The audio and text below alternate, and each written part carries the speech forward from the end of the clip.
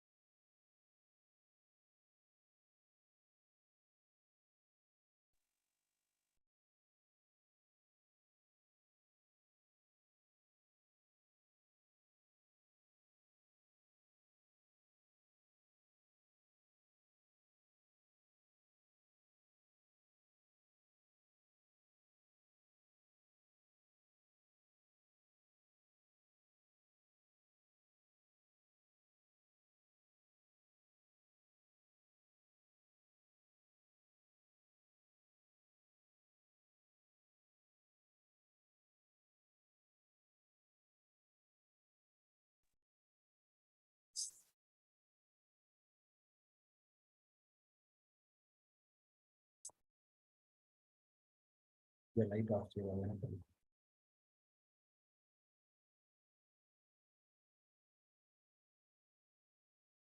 Sir, shall we start, sir?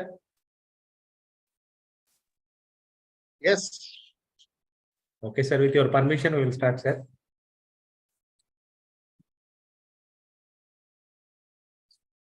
Respected delegates, today's eminent speaker, a very good morning to one and all. Myself, Professor K. Saravanakumar, convener of the program, Department of Pharmaceutics, Seven Hills College of Pharmacy, Autonomous Tirupati.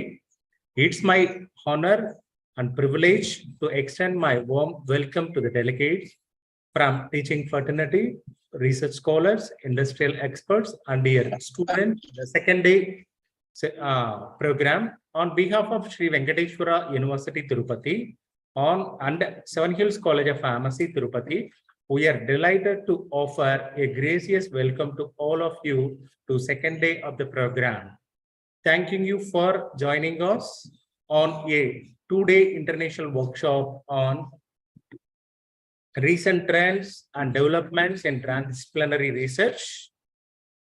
So now I take the opportunity to invite respected eminent speaker, Professor G. Nagaraj Garu from Sri Padmavati Mahila Vishwavidyalayam, Tirupati.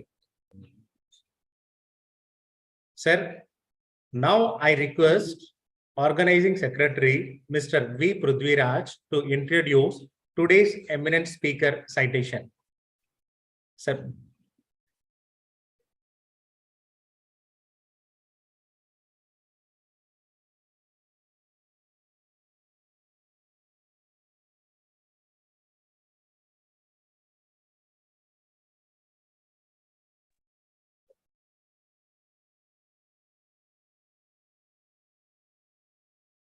Respected delegates and today's resource speaker, our Nagaraju Garu sir, a very warm welcome to one and all to the session. I am V. Prudviraj, Associate Professor, Seven Hills College of Pharmacy. I'm very much delighted to brief out the citations about our resource person, our Nagaraju sir. He has obtained B.Pharm, M.Pharm and PhD from Manipal College of Pharmaceutical Sciences. Professor R. Nagaraju sir has started his career as a lecturer in Visvesvarapura Institute of Pharmaceutical Sciences, Bengaluru in the year 1986. Professor Nagaraju sir has joined as a professor in the Institute of Pharmaceutical Technology, Sri Padmavati Mahila Vishwavidyalayam, Tirupati in the year 2004. Sir has also received Best Pharmacy Teacher Award by Association of Pharmaceutical Teachers of India for the year 2018. Professor Nagaraju sir is the recipient of State Best Teacher Award in the year 2017 by Government of Andhra Pradesh. Sir has received the National Best Teacher Award in the year 2017 by CVS Krishnamurti Charities, Tirupati. Professor R. Nagaraju sir received Best Teaching Pharmacist Award by Indian Pharmaceutical Association, Tirupati, local branch. Sir has also received the National Level Pharmacist Award in the year 2017 by Simandra Drug Dealers Association and Andhra Pradesh State Pharmacy Colleges Management Association. Sir has received the Pharmaceutical Scientist Award for the year 2017 by Andhra Pradesh Council for Science and Technology, Government of Andhra Pradesh. Sir is the recipient of Distinguished Alumni Award of Manipal College of Pharmaceutical Sciences in the year 2005. Sir is also the Achiever of the Year 2002 Award by AVOPA, Bangalore. Sir has obtained grants near about 237 lakhs from DST, UGC, and AICTE. Professor Nagaraju Garu sir is awarded with 2 patents in the dental implants. Sir has also organized UGC-sponsored 3-week refresher course and national level seminars. Sir has guided near about 43 students for MPharm and 10 PhD students. 8 students are presently working for PhD under his guidance. Professor R. Nagaraju sir is R&D consultant to various organizations and member of governing council of few educational institutes in and around our state. Professor Nagaraju sir has published about 73 research papers in reputed national and international journals.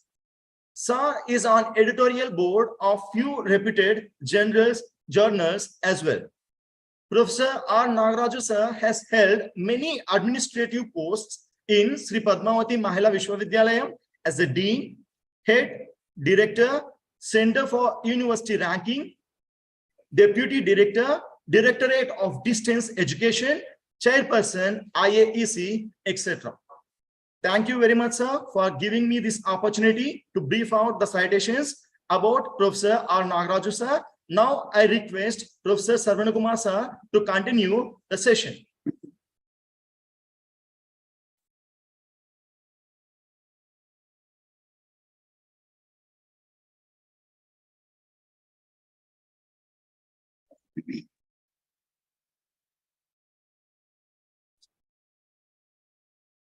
Sir, shall I share the PPT, sir, now? Yeah, please. Okay.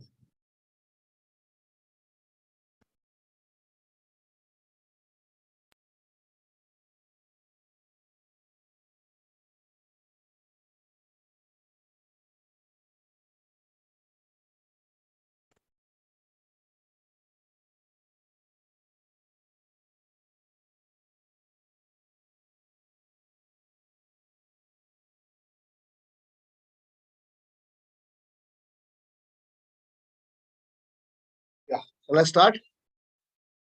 Yes, sir. Morning, all of you. I thank one and all, especially the organizing team committee members of this workshop and seminar, especially my good friend, Professor Niranjan Babu and Sarana Kumar and others. And I thank Dr. Prithviraj for reading my extensive biodata anyway.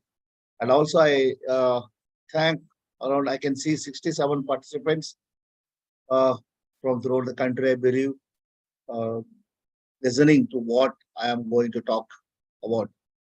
And also I came to know that it is going to TV, YouTube views also there. Yes, thanks to the COVID and thanks to all the technology what we are adjusted with.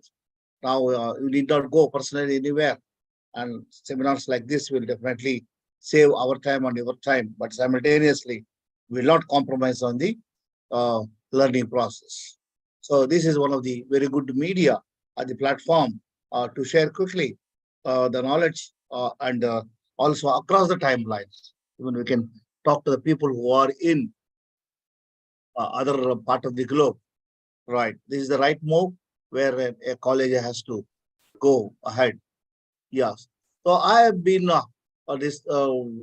discussing this research part of it, and I thought I will do something. It may be little. It is like um, forensic class. Okay.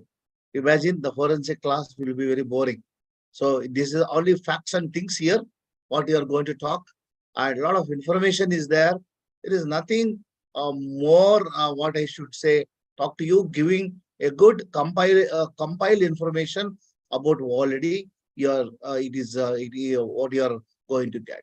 So that is what I'm going to talk to you about today. That is the title of my talk is recent trends in transnational research, especially focusing on natural products. Next slide, please. Start on.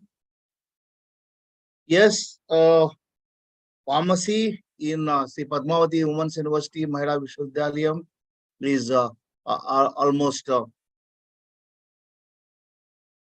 decades old, and we are being an university, part of the university.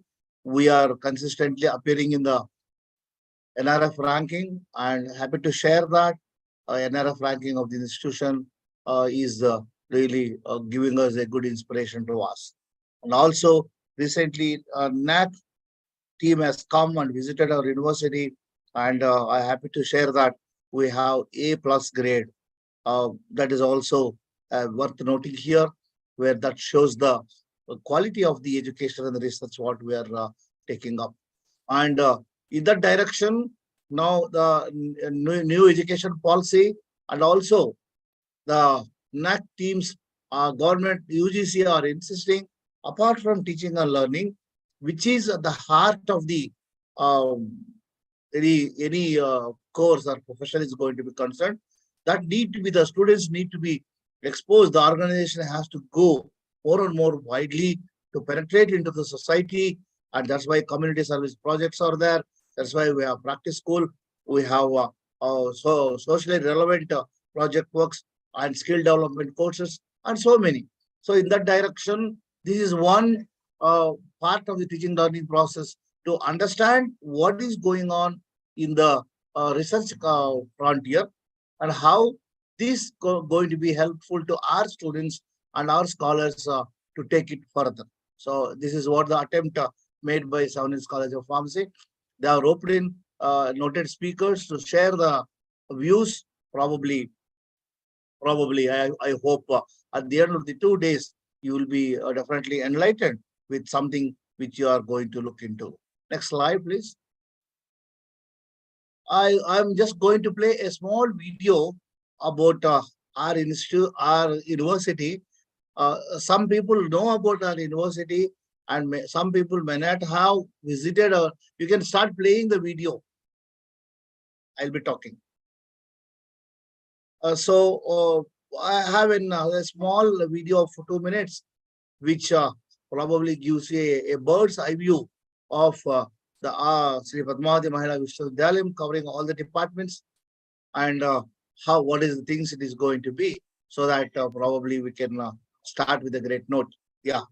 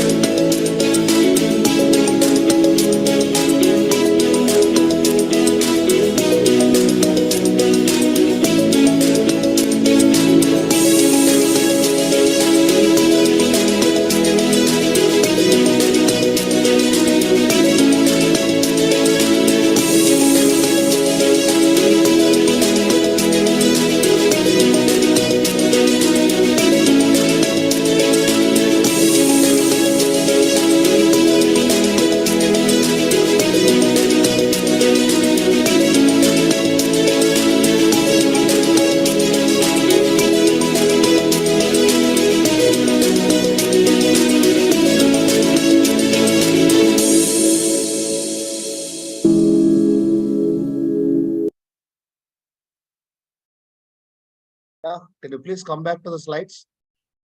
Thank you for watching. I'm sorry I didn't see the last few slides. I don't know what happened to that. I'll find out from my technical support. You can come back to the slides. Yeah. So that was in brief about our university, and which the university has been established only as an no, come back. Yeah, where it is established for the education of the women students in all the departments. We have around 6,000 odd girls, young girls, studying across the various departments in our university, getting their degrees and what you call enlightening themselves and going on. This was possible. The then Chief Minister of Andhra Pradesh, Padma Shri Nandamuri Tarak Ramarao Garu, when he was the Chief Minister, he thought we should have one university exclusively for women. So this is how it started. It started just with 2 departments. Now we have 23 departments in the university, and of course the pharmacy and is one in sciences is really very popular department amongst the others, and also in engineering technologies also we have got a lot of demand. I need to say there's a lot of recognition in the state of Andhra Pradesh and so on. Next slide, please. So central government has given the hand holding to all the universities, public universities, and also to some private universities and the colleges to promote innovation and incubation and entrepreneurship. Apart from teaching, the students are and scholars should get an opportunity to excel in case they have some fire inside. So that's why with that we have so many centers which has been given, as you see here, 1, 2, 3, 4, 5, 6, 7, 8, 9.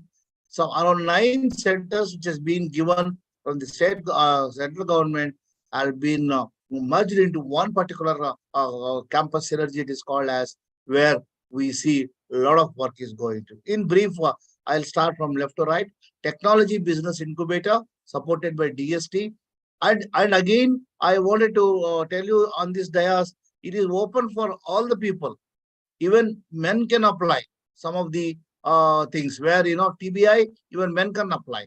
A TBI has made recently one robot and they presented during a COVID time to swims, and where it is going to automatically dispense the drugs to the COVID patients. So likewise, these centers will cater the need of not only the students and anybody regularly. If you see the website, you have any idea, we can just walk into our center, contact the person, they will help you out. Next, this is only for women, one biotech incubation facility. So what any ideas in biotechnology area where you can come with that, and we provide space. In one of the slides we might have seen over WBIF, excellent facility we have, again supported by DST, where you can start working there and make your dreams to come true. Then slides, please. I think it has come back to Saravana Kumar, slide.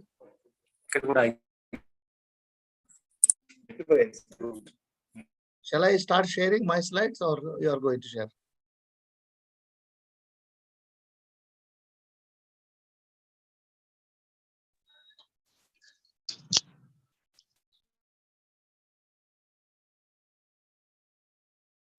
So in that intention, the centers under the campus synergy will cater not only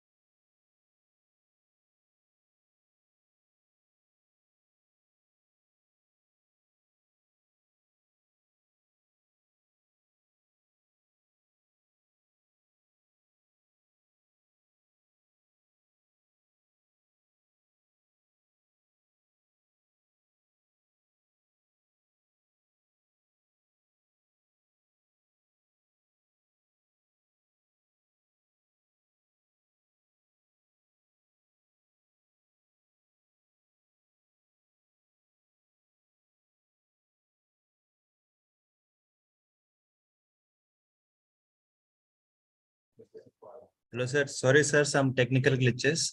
Let me share the screen or will continue, sir.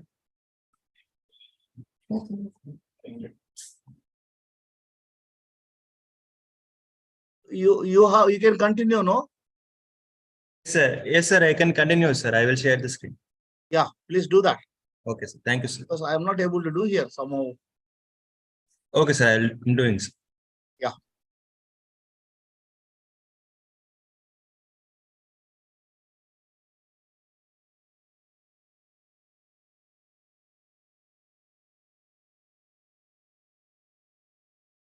Yes. These type of things do happen. Participants should bear with this, because we have to have so much of synchronization is required in all angles. Yeah, coming back to the centers present in our university, which are going to be very important to all the audience here, and you are welcome to participate in this. And we have TEP Outreach Center and Cluster Innovation Center, where we have got the highest. I don't know what is this caption is coming. Just got it like you keep, sir. Hello? అదేంటి ఆ captions వస్తున్నాయి? Sir వాళ్ళు ఎవరైనా participant caption on చేసుకుంటారు sir, అది పర్లేదు sir.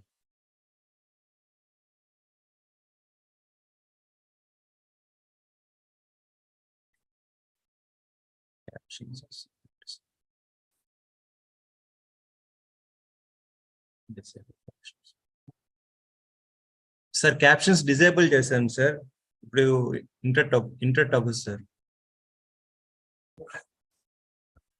Yes, sorry for this technical. Yeah, now I think it is clear. Yes, So sir. this is a very important information to all of you.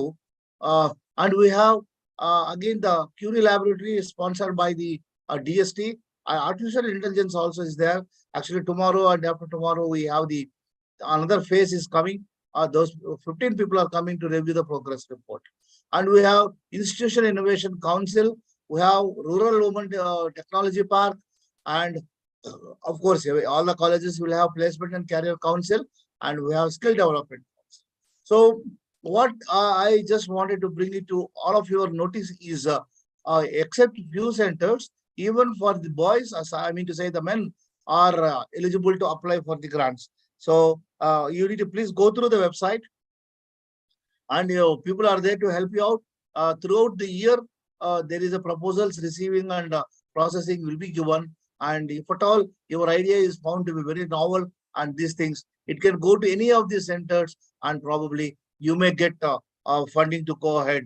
As I said to you in the morning, in the beginning of this slide, the central government is encouraging the innovation in the youngsters' mind, and therefore it leads to the incubation, and of course, finally coming out to the entrepreneurship. Next slide, please.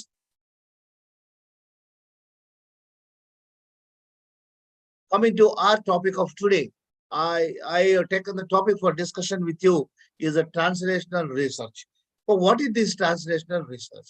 And why do you want to know about the benefits of this, especially when you talk about the natural products? So the translational research is a research that is aimed at translating, that means converting whatever the results you have got in basic research into the results that directly benefit to the humans. So that is what is required. And time and again, the NEP says that. And whatsoever the research you do, that should not confine into the laboratory and thesis books, and that will directly should benefit the human beings. And that's what anything is required. So any such approach is that is going to be called as applied research. And we do encourage our students to take up applied research, especially in pharmacy.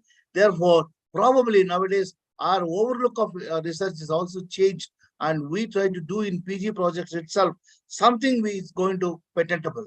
And I'm happy to share that last year 3 of the students who have done the BM-Farm project works, there we applied for patents and it is accepted, and process is going on.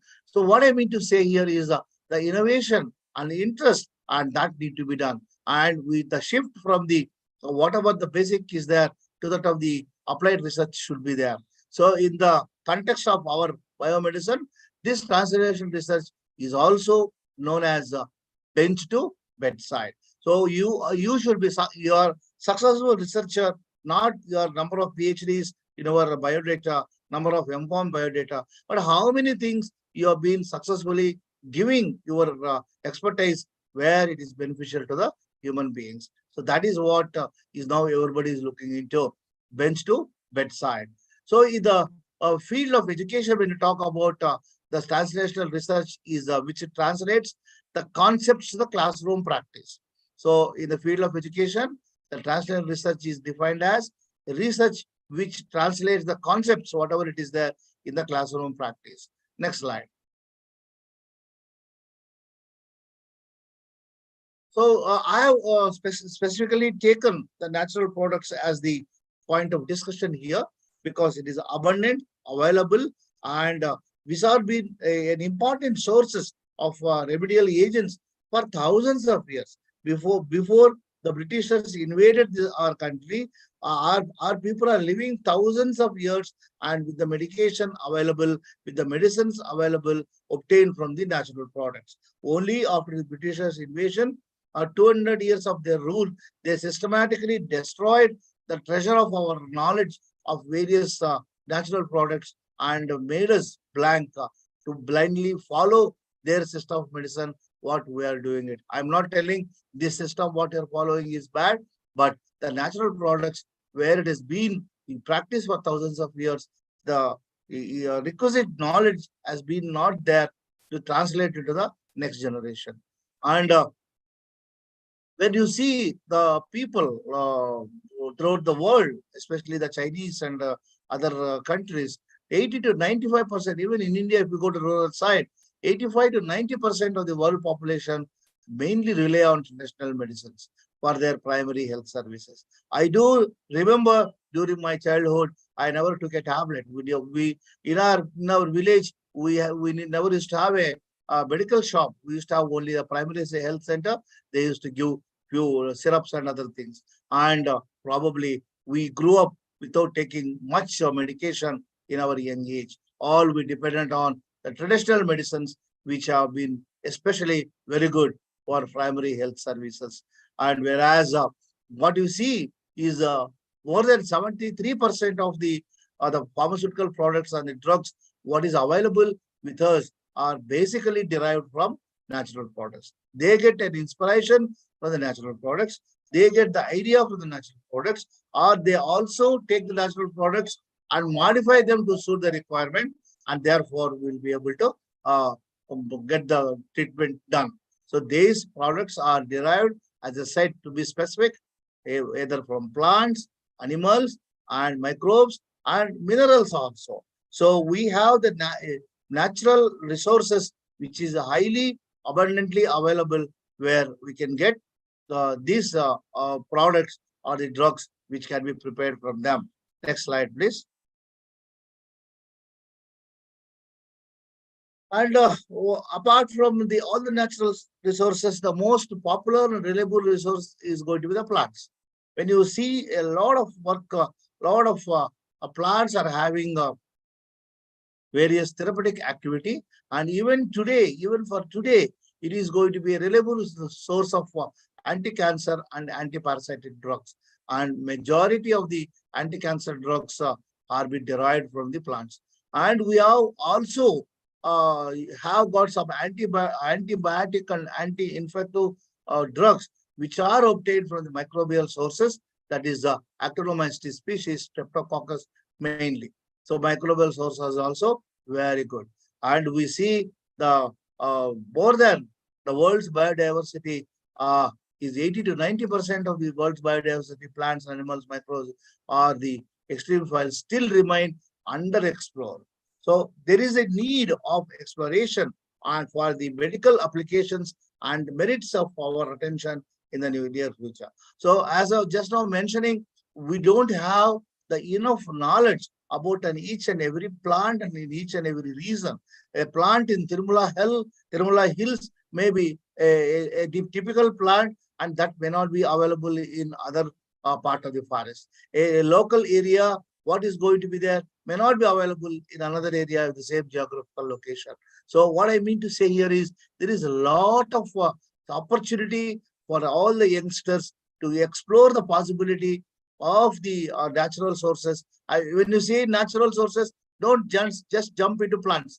We have plants, we have animals, we have microbes, and all those things. We have the sources. So therefore, it is going to be very important.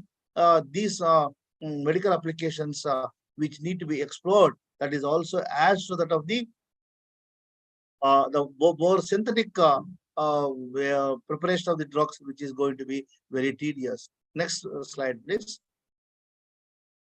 So the natural products have got the typical characteristic features to possess the optimized biologically active metabolites. So these only thing is we need to identify which plant, which part of the plant we have got the this particular active metabolite, and how that can be separated and isolated, and if it is available in a small quantity, how it is going to be, whether is it any possible mechanisms where we can improve the yield and so on.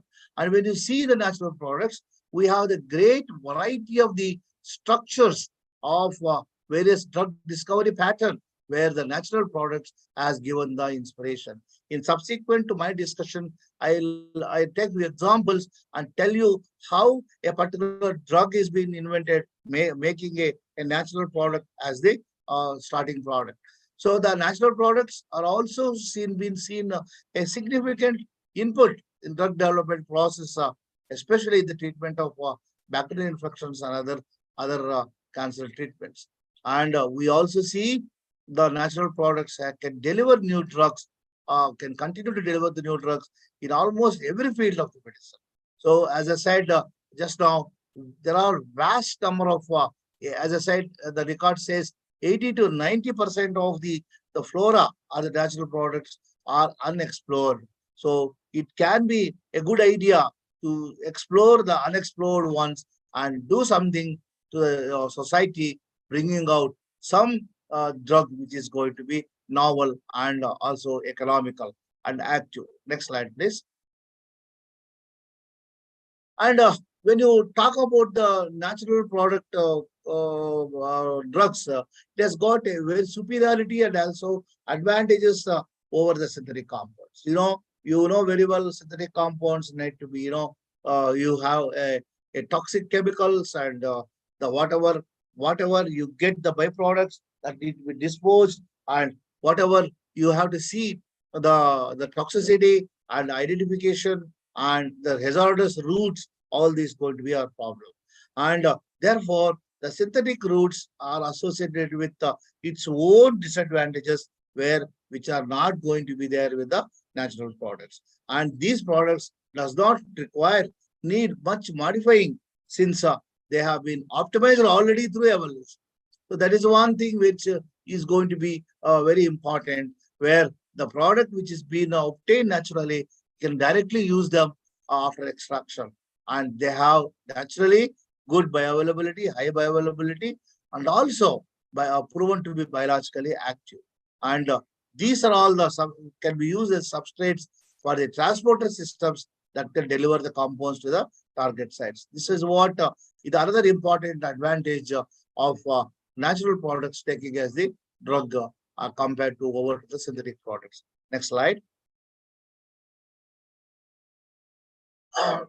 And the natural product drug development usually associates with the different steps of the stages. Usually what we try to, where do you get the information a particular plant is going to be active or not active? It is going to be the previous knowledge about it. A particular community or tribe the product for a longer period of time, then we see that product does not possess any scientific information or say authentication, then those products can be taken up. Say we have that knowledge with only some people are where the area where they are going to use, and those is going to be the first source of information. The products are going to have some biological activity, and we need to identify such diversified ones and take up for extraction. And in that, they create the libraries and of various crude extracts of the natural products, or sometimes their products are semi-purified. And these from the chemical compounds, the yield is good, and from the extract that are stored for further screening process. So these libraries are going to be very, very significantly developed over a period of time, where a lot of work can be done by taking the products from the libraries. And that's why sometimes we need not go for any extraction of a plant, and where we have recently, where I came to know in one of our researchers in our university, one madam is doing the product which is not available in India, where it has been extracted and where it has been semi-purified, and we have got it through a gift sample or from someone, and for that activities has been done in collaboration with one of the institution. So that can be also thought of in the unexplored areas, and where performing the screening, preliminary screening process and a middle level screening process in animals is going to be much economical in India compared to that of the other parts of the world. And the most important thing is the diversity of the source materials of these extracts is increasing with the natural products and from unexplored sources, which likes the deep oceans and from extreme ecosystems. So these are going to be the another source of for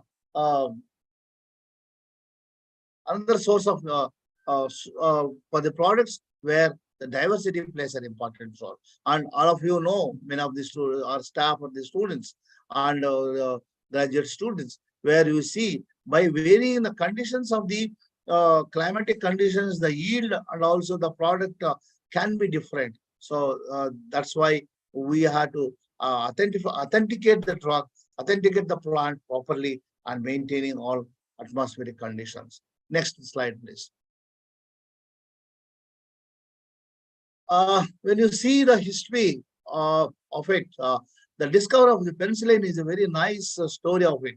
Usually, when I used to take microbiology in my earlier days of teaching career, penicillin history, I used to take one class.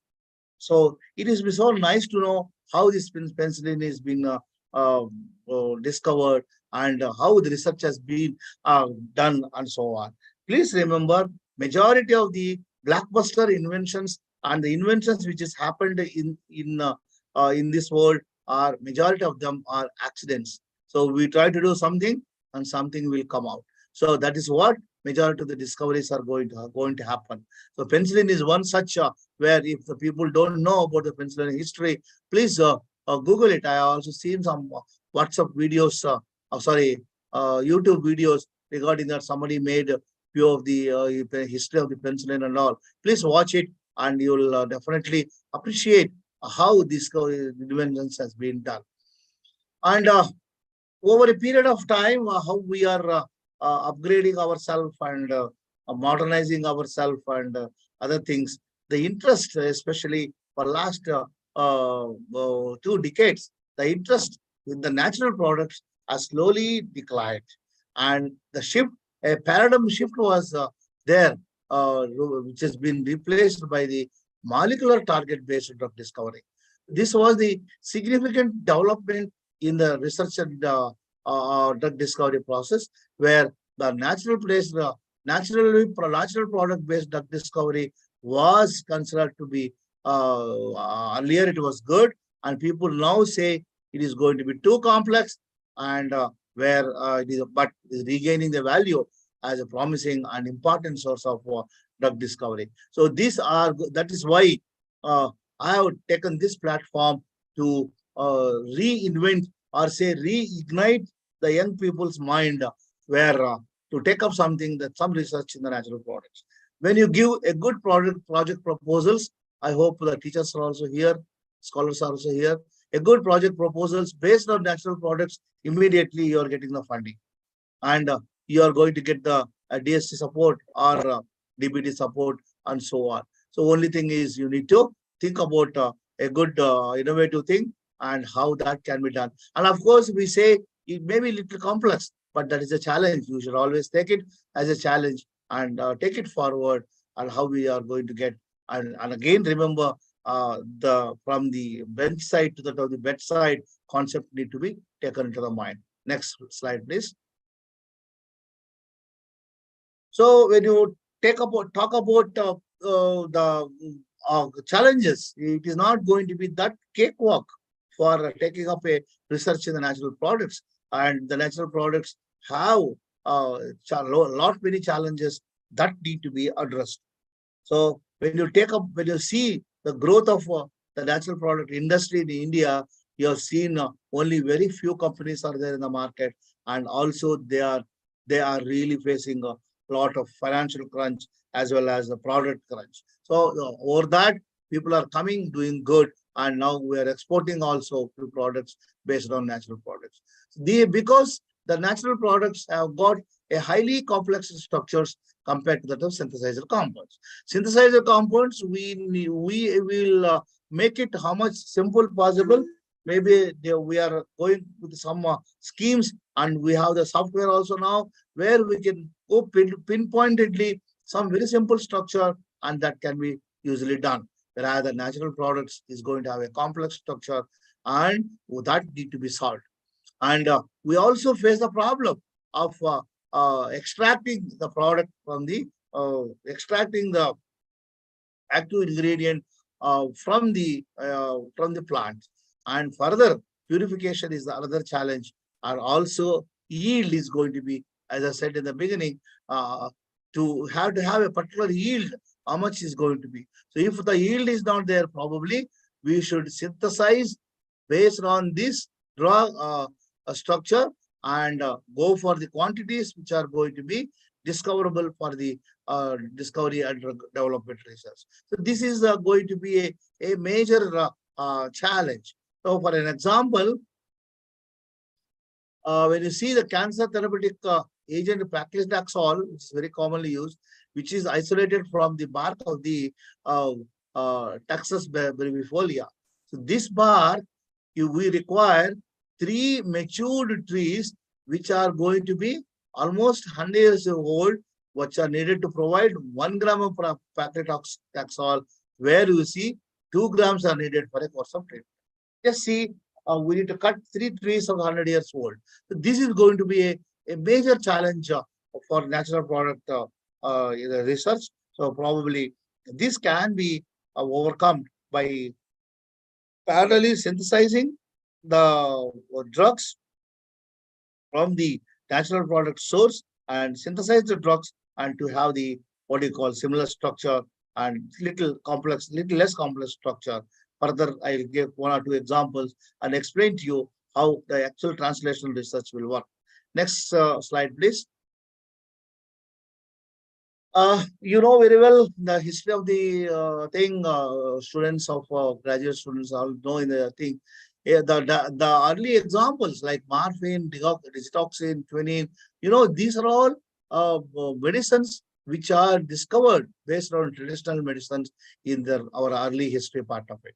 And when you see artemisinin, which is isolated from the Artemisia annua, which has been used centuries as a traditional medicine, Chinese medicine, for the treatment of malaria and associated fevers.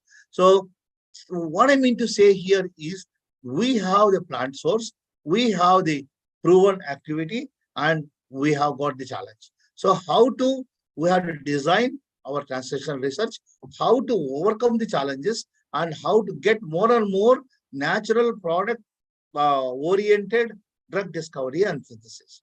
And as further, this artemisinin has been found to have a low yield, and also, as I said to you, it is having the regional and seasonal variations.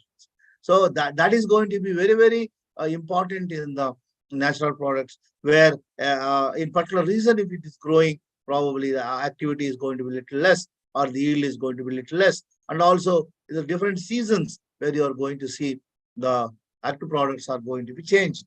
a little bit, especially towards the yield as well as the activity. You might have seen this when you are studying pharmacognosy 1 and 2, in our B form, we see what is the cultivation and collection. Yes, and my teacher used to tell me digital has to be collected in so and so time only, and we need to collect some. I still remember some plant gels only, we should not press. So there are so many conditions which are going to vary, and those are going to be really a very important challenges for us, how to make this research successful. Next slide, please. Yeah, this is what example I just wanted to give it to you.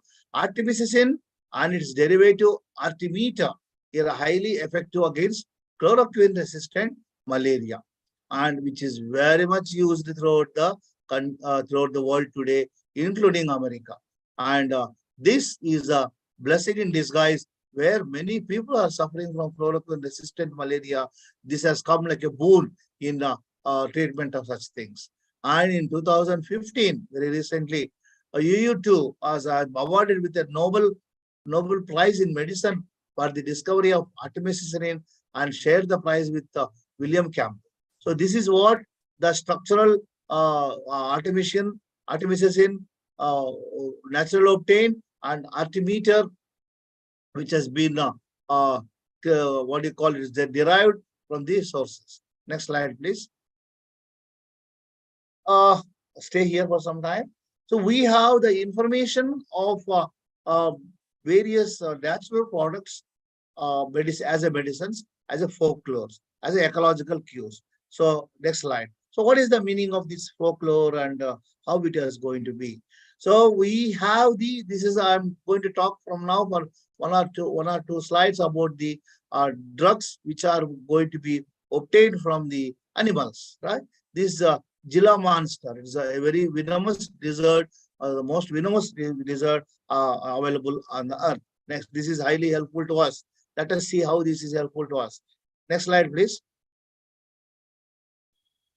So the Gila monsters, as this lizard has been found to have a style of living which is fast for several months. So imagine any living thing which is going to survive for several months, and definitely we try to see how it is happening. So this Gila monster has been observed to have fasted over several months, and how this happened, people thought exploring what is going to be. So this Eloderma suspectum, which is going to be have inhabited from the deserts of northwestern Mexico and southwestern United States, is only two venomous lizard species in the world. So this sedentary animal, very inactive animal, spends months at a time in its burrow and rocky shelters without having the food. So before feasting on the lizards, eggs, and rodents and rabbits, totaling as much as 1/3 of its own body mass, it eats almost 1/3 of its own body mass and again sleeps off, like our Kumbhakarna in our Ramayana. So it was subsequently discovered that the physiologically basis behind the ability of this Gila monster to endure the extended periods of fasting. Imagine if this is there for our human beings. Imagine the rice is not going to be banned, because we don't require the rice once you eat, and it is good. We don't feel hungry for 3 months. So nice, no?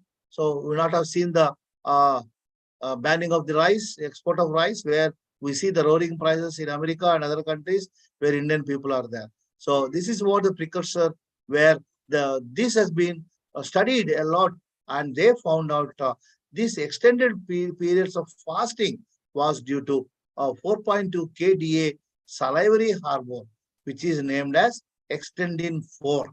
So this extendin 4 is responsible by a physiological basis for this animal, which is going to be there without the food for a very long period, which possesses the glucoregulatory activity, which is similar to the mammalian glucagon-like peptide 1.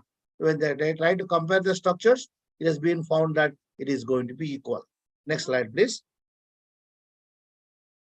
So people thought we will prepare this, synthesize this as a, what I should say, as a precursor. That's why I said translational research has come into the picture. So they studied the whole natural available product, and they prepared exenatide is the synthetic version of extendin 4. It is a 39 amino acid peptide with an insulin, secretagogue, and hyperglycemic activity. And it has been got the market rights as Biota is and Bidurian has got the market this thing glucagon like, and marketed these products has got received a very good response. And these are belong to the group of incretin mimetics, and this has been approved in April 2005 for the treatment of diabetes mellitus type 2 who respond very poorly for oral diabetic agents. So this is one a success story of translational research where people have identified an animal from the animal source, from the behavioral nature of that.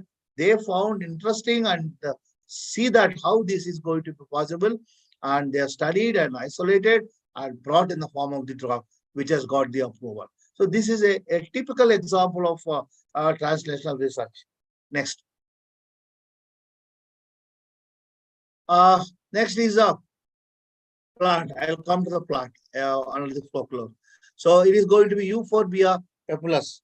The long history of this plant is there in the folklore for use of variety of conditions, including topical self-treatment of skin cancers.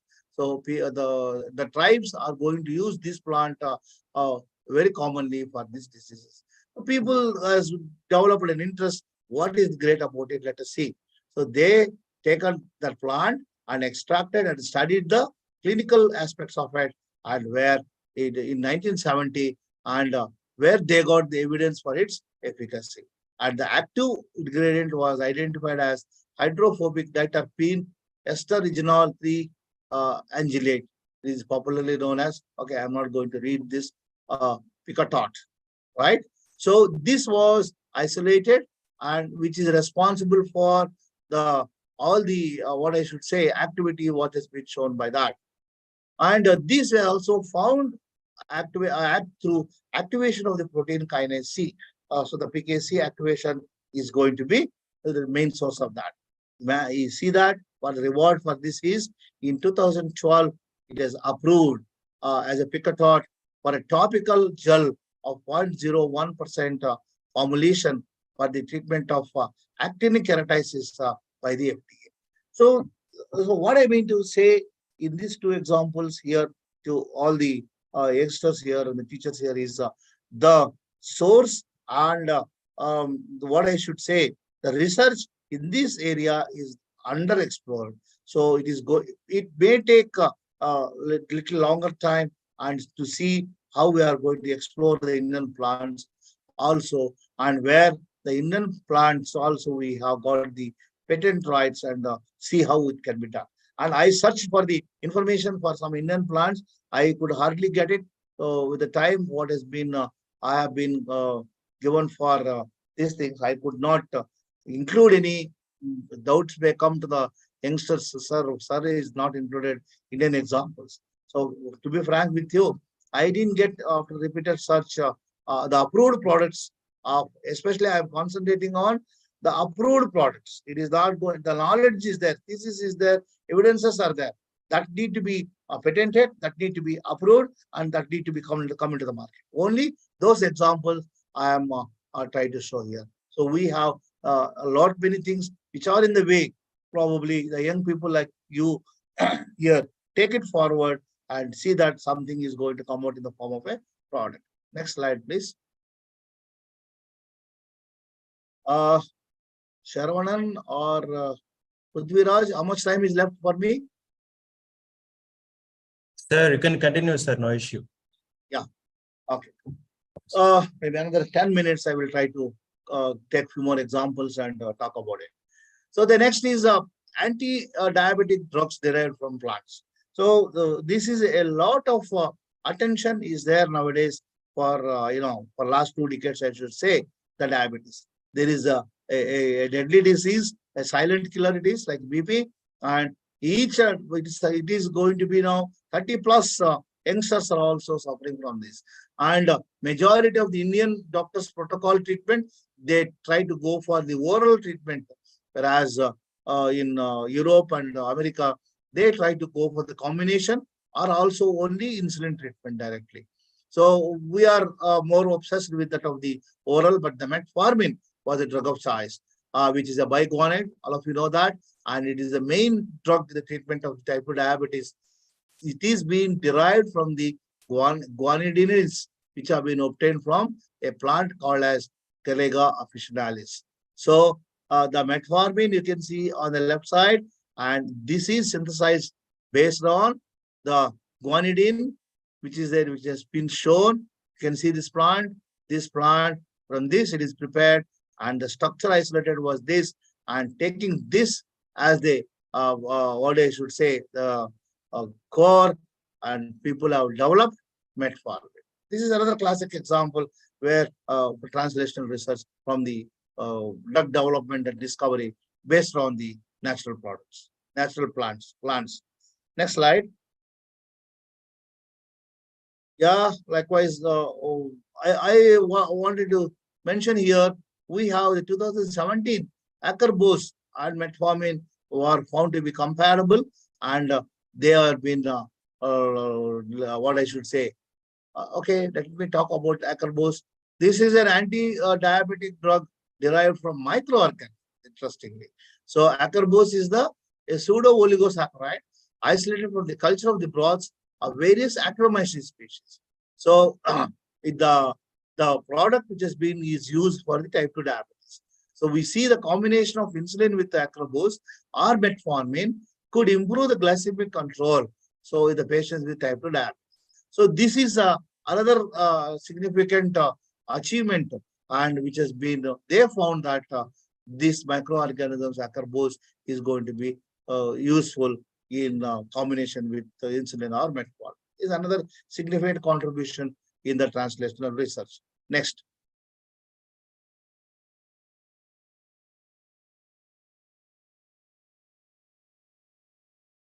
Yeah, these are the some products. I'll go very quickly. This is a product called the fluorescein. It is obtained from apple pulp, and it is going to have what I should say. It is a potent inhibitor of lipid peroxidation, and then 17-beta estradiol, and apple juice and apple extracts containing fluorescein.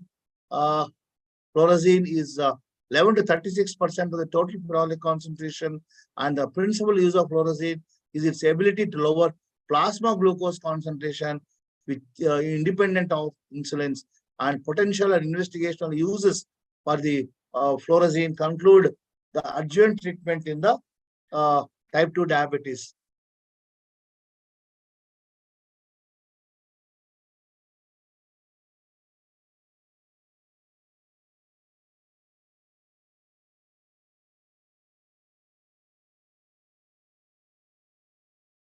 Sorry, small interruption. Likewise, next product. Next slide, please. Yeah. So they have made some modifications to suit this particular product comparable to that of the what is already available. Next slide. This is what the fluorescein has been modified into tofu glypholazine, where they have got the improved bioavailability, improved resistance, and so on. So this is another typical example of translational research from the fruits. What is been the product which has been made a modification, and that can be used for this purpose. Next slide, please. Interestingly, this is approved and as a tablet for oral use, and the trade name of Deberza, tofulgofosine hydrate. So what is my point of contention here is the fluorescein which has been obtained from the apple peels has been extendedly studied and identified the activity, and they produce a better product which is having all the problems which are there in the processing has been modified, and that has got the approval and entered into the market. As I said in the beginning, I'm including these examples where the final research is translated into the market and approved by FDA. There are in between many other research works are there. They are in the pipeline, which is going to get, and getting approvals is going to be easier for this type of the drugs things compared to the totally synthetic ones. When you see 20 milligrams of free tofoclacin and the recommended dose is 20 milligram once daily is been very popularly accepted in the world. Next slide. I think I should conclude here. Yeah, correct. Conclusion. So it is going to be very important that the concept of the translational research has to be explored both from other sources like not only the plants. These can be animals, it can be minerals, it can be whatsoever things are going to say naturally abundant things. So therefore, that is going to be a vast and unexplored area where you need to be giving your knowledge into that and give back to the society. I'll end with, actually there is session 2 also is there, but I think I'll stop here, and I'll end with this small slide, small note of it. Change is very important. Everybody has to change.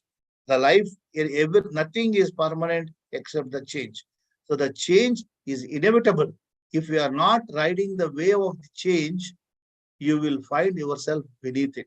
Please remember that if you are not changing anything, then probably you will have the, what I should say, the proverb says, I repeat this, if you are not riding the wave of change, you will find yourself beneath it. Next, one more slide is that change, that also you project, please.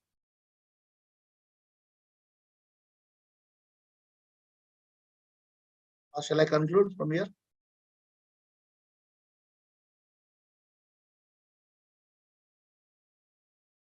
So this is a very good slide, I believe. Sharan Kumar, please, we'll end with this slide.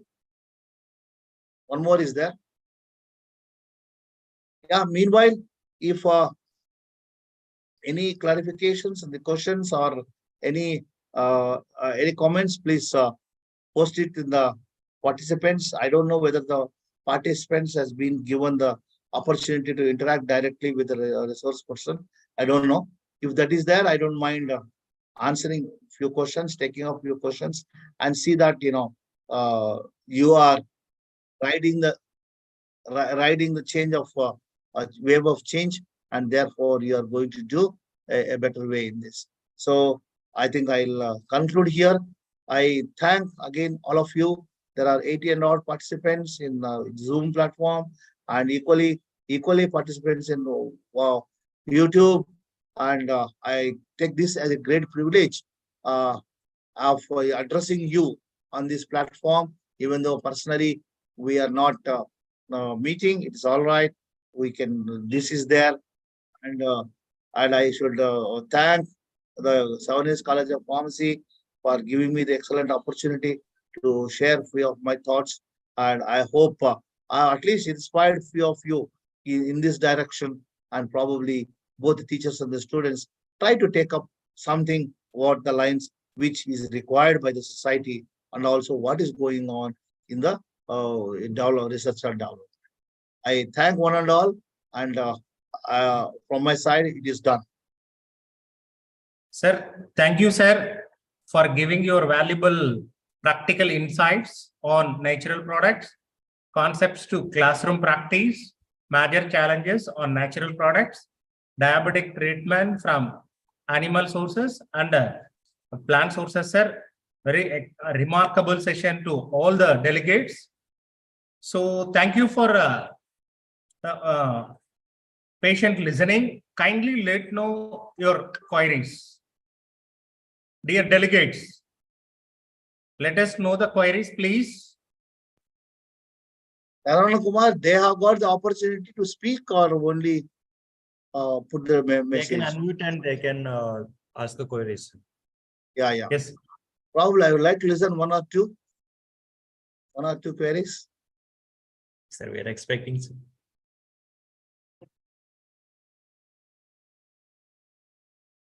Sir, all are posting very interesting and informative session, sir. It's all there, but I just wanted to see, like, somebody can talk. I share something what already they are doing in their laboratories. Anyway, Sir, no issue. And Sharavana Kumar, please take the feedback and pass it on to me. Okay, sir. Sir, Okay. I hope all are understood regarding the topic delivered by eminent speaker. Now I request Dr. G. Narasimha Garu to felicitate today's speaker on behalf of SV University and Seven Hills College of Pharmacy, Autonomous, Tirupati. Sir, kindly accept, sir. Thank you. Thank you, sir. Thank you, Professor, for your valuable information and excellent talk. So hope the audience speaker, they enlightened. And with this, really, your topic is very excellent. And now I request the people.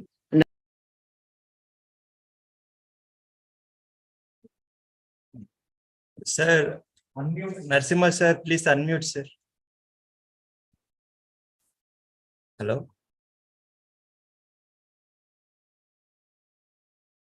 Narasimha sir, please unmute, sir.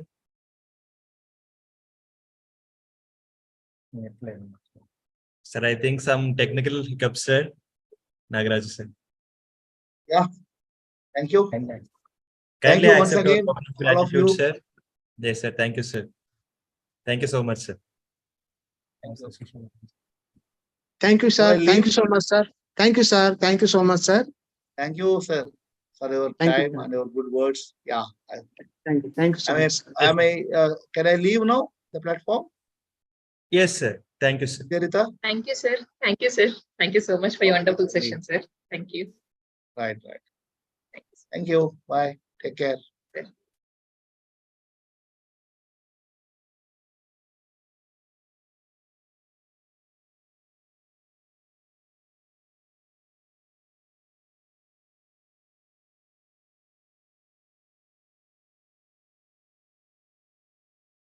Dear delegates, next session will be starts in a couple of minutes. Hello. Please stay on the Zoom. Thank you.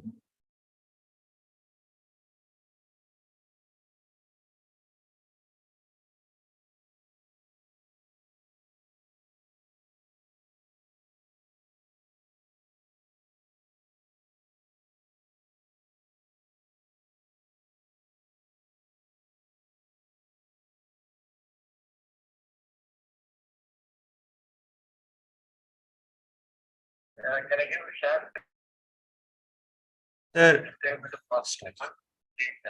sir, good afternoon, sir.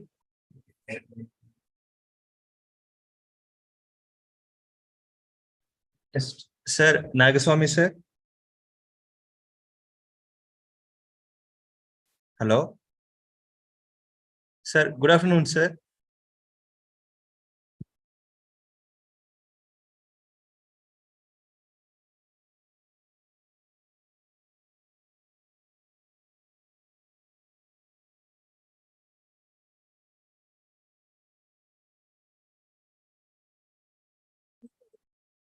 sir, already check பண்ணிட்டு இருக்கேன் sir. ஒரு வாட்டி சொல்லுங்க. Audio didn't connected, sir. Audio. Audio வந்து connect ஆகல sir. Bishop அதிகாரி sir log out பண்ணிட்டு இப்போ ஒரு அனுப்பி வைக்கிறேன் சார் லிங்க்.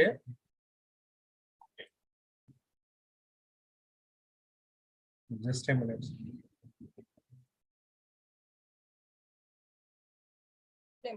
వాయిస్ కలిసిపోతుంది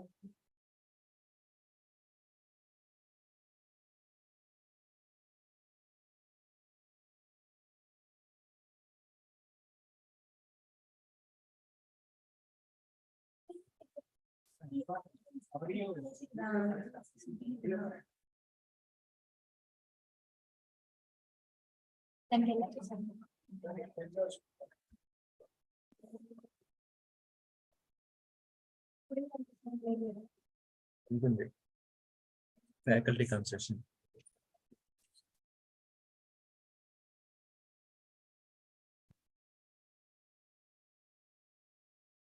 తాతోళ్ళు అవ్వాలంతా పోతారు.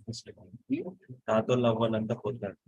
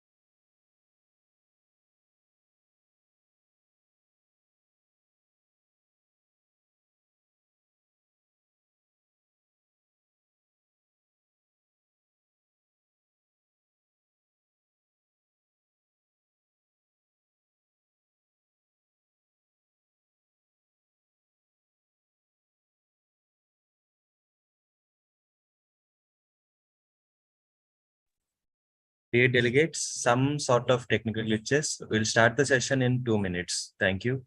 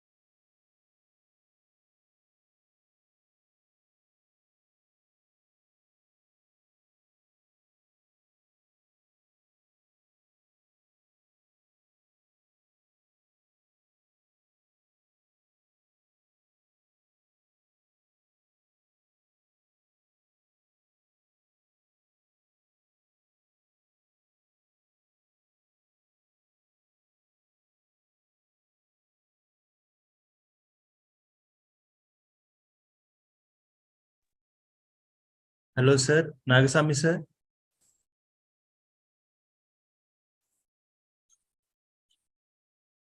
Sir, please unmute, sir.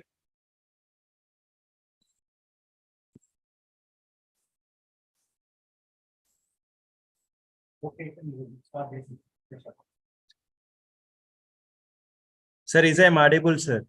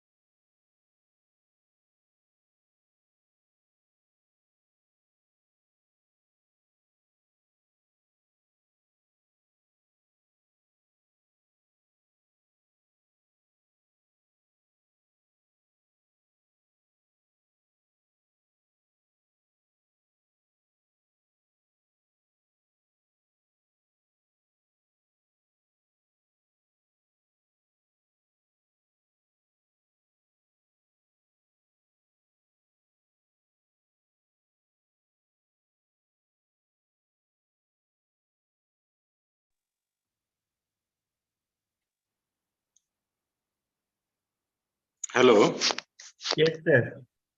sir, am I audible? Yes, sir. Now you are audible, sir. Okay, sir. Sir, I have shared the PPT to you just now.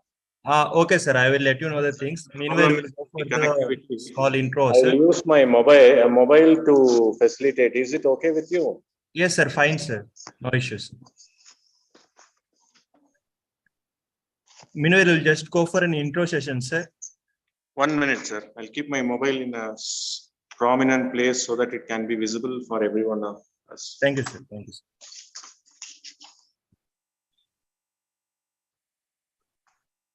Sir, tell me, sir.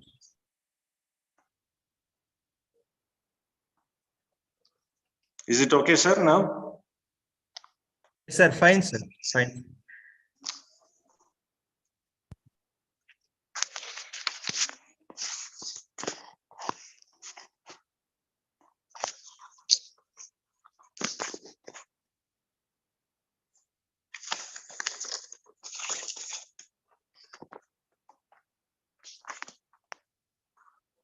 Sir, shall we go for intro session, sir?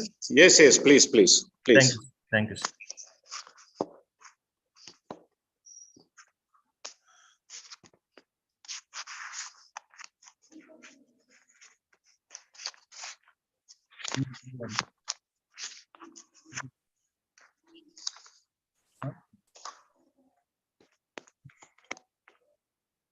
Dear delegates, welcome to the second session of Day 2 of International Workshop on Recent Advances Developments in Transdisciplinary Research. So today we have the resource person for the second session, Dr. D. Nagaswamy Venkatesh sir, who is an assistant professor at JSS College of Pharmacy, Ooty. So now I'm request to read the citations of the sir. I'm request Miss Redama ma'am for the profile reading. Thank you.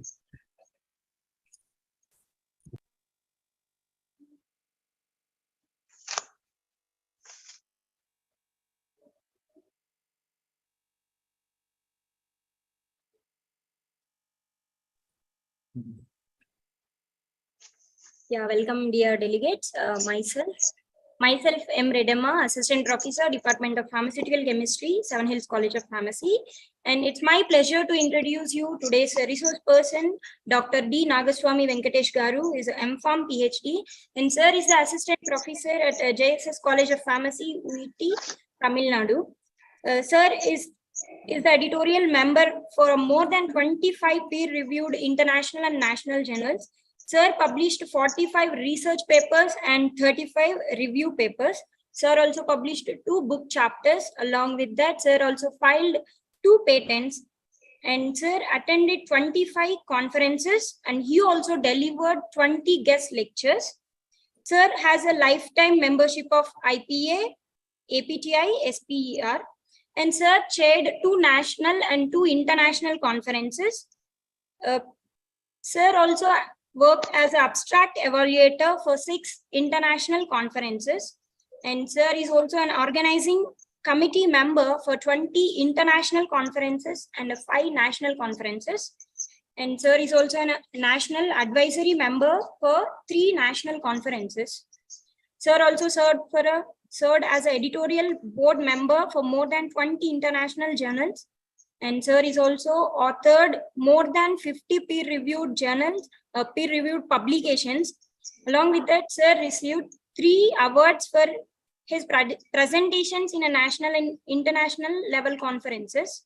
And sir has the research interest in the area of developing a certain nano-based drug delivery systems for antiviral and anti-cancer drugs. With this intro, I welcome you, sir, for today's international workshop. On behalf of Seven Hills College of Pharmacy, I welcome you again, sir. Thank you. Thank you so much. Thank you, madam. Thanks for the nice introduction given from your side. Am I audible to you? Yes, sir. Hello. Yes, sir. Am I audible to you? Yes, sir. Okay. Thank you, Redima ma'am, for the guest introduction. Now the session is over to you, sir. Just give me a 30 seconds. I will share the screens. Yes, exactly.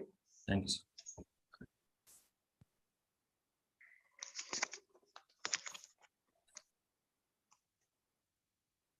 అందరికీ advertisement రాదు ఒక్కటే కాదు అందరికీ కనిపించాలి.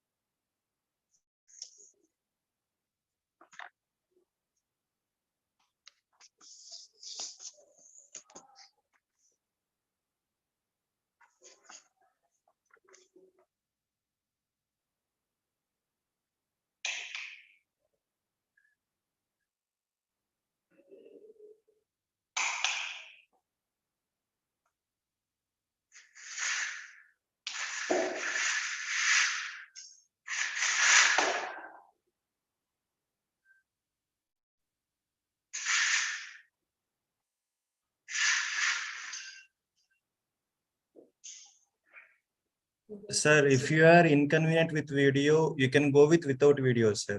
No issue with that. No problem, sir. No problem. Okay, sir. Thank you. So what I can do is, can I switch off the video?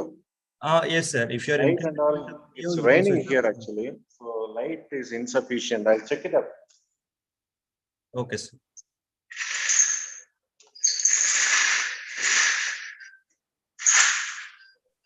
I think I can go with without video. Is it okay? Fine with you? Yes, sir. Fine, sir. No any issues, sir. Okay, sir. Thank you, sir. Shall we start, sir? Yes, sir. I hope my screen is started sharing. Not yet. Not yet. It's a loading, sir, actually. Okay, okay. No problem. Please PowerPoint. take your time. Please take your time. Absolutely no problem. Okay, sir.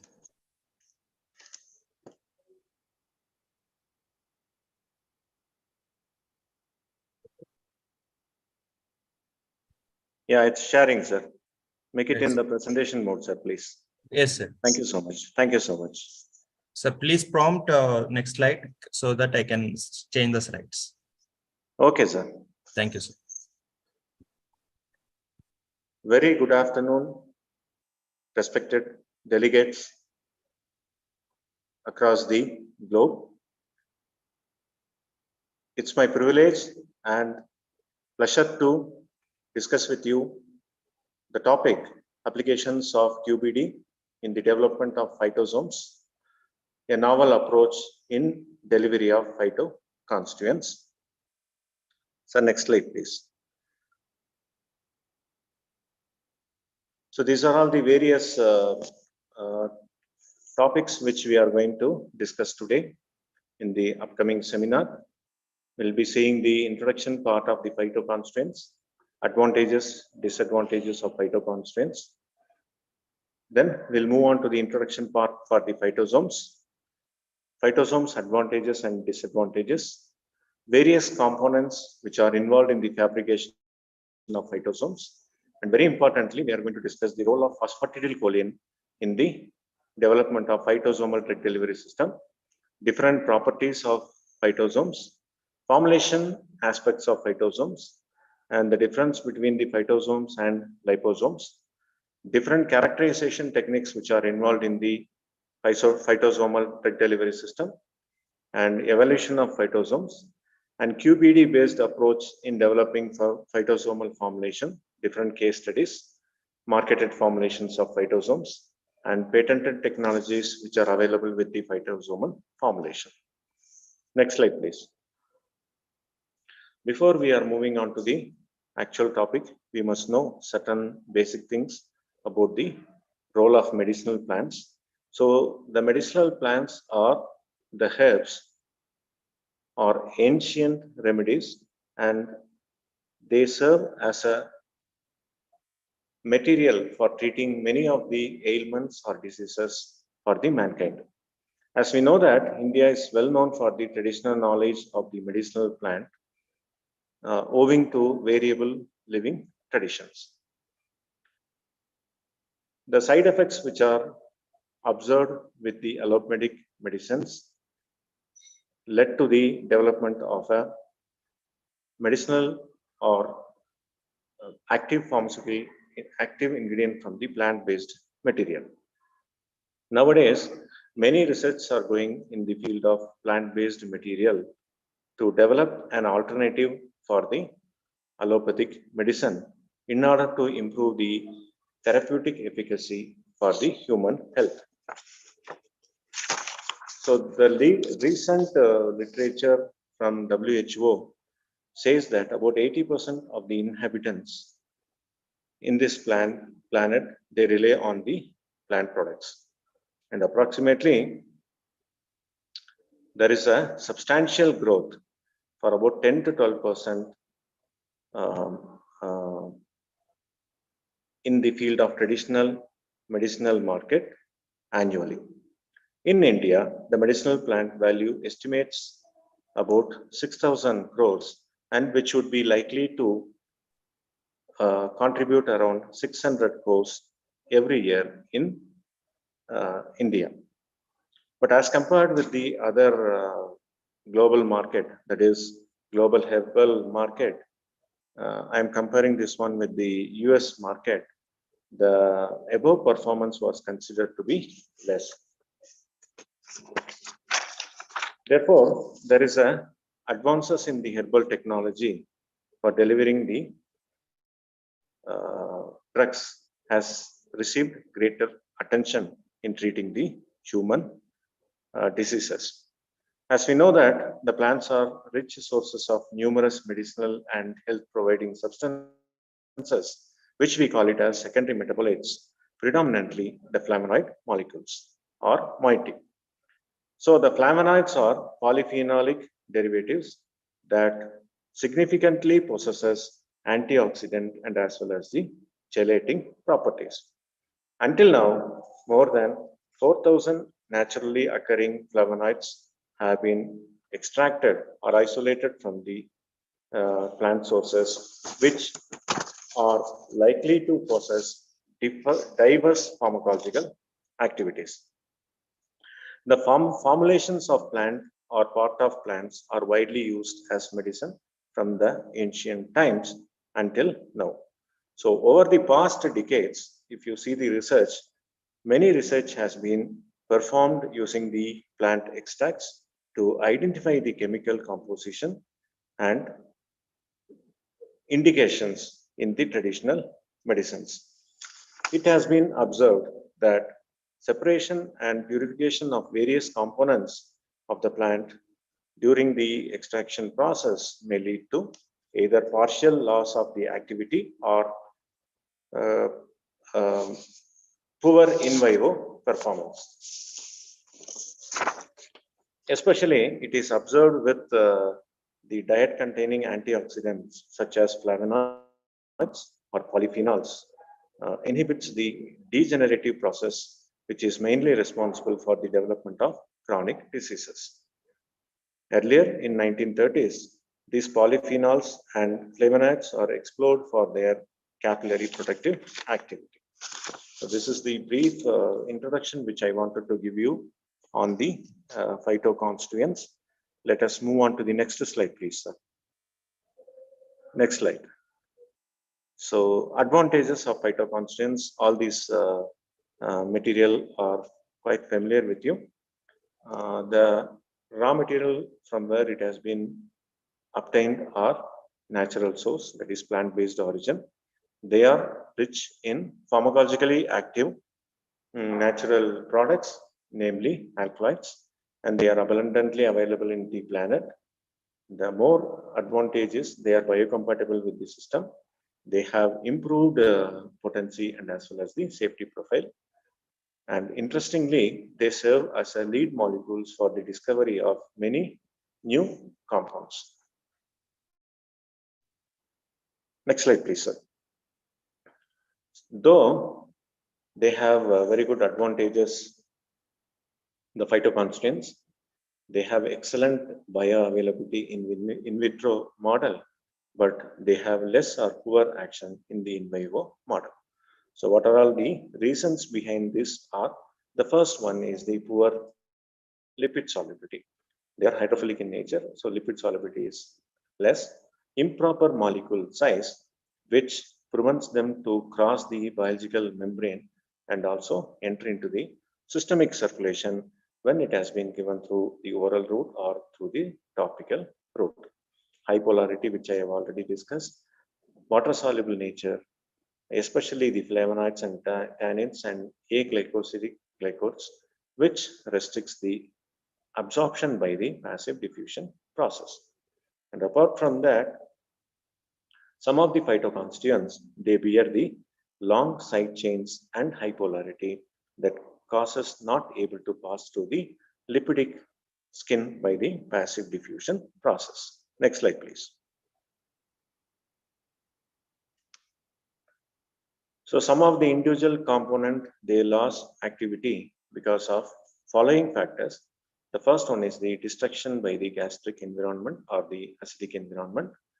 And during the process of separation from the whole plant, either they lost activity and the synergistic activity of the phytoconstituents are lost. The chemical complexity is one of the parameter which plays a major role during the purification process, which ultimately affects the bioavailability of the active constituents. And some of the hydrophilic or water-soluble extracts upon oral administration get destroyed in the gastric environment. These are all the reasons behind the problem with the phytoconstituents when it is given through the conventional system. Apart from that, there are some more drawbacks are also there. So how we can overcome these drawbacks? So next slide, please, sir. How these drawbacks can be circumnavigated or overcome. So in recent years, if you see the research, tremendous effort has been devoted for the development of a novel drug delivery system, especially for the plant extracts.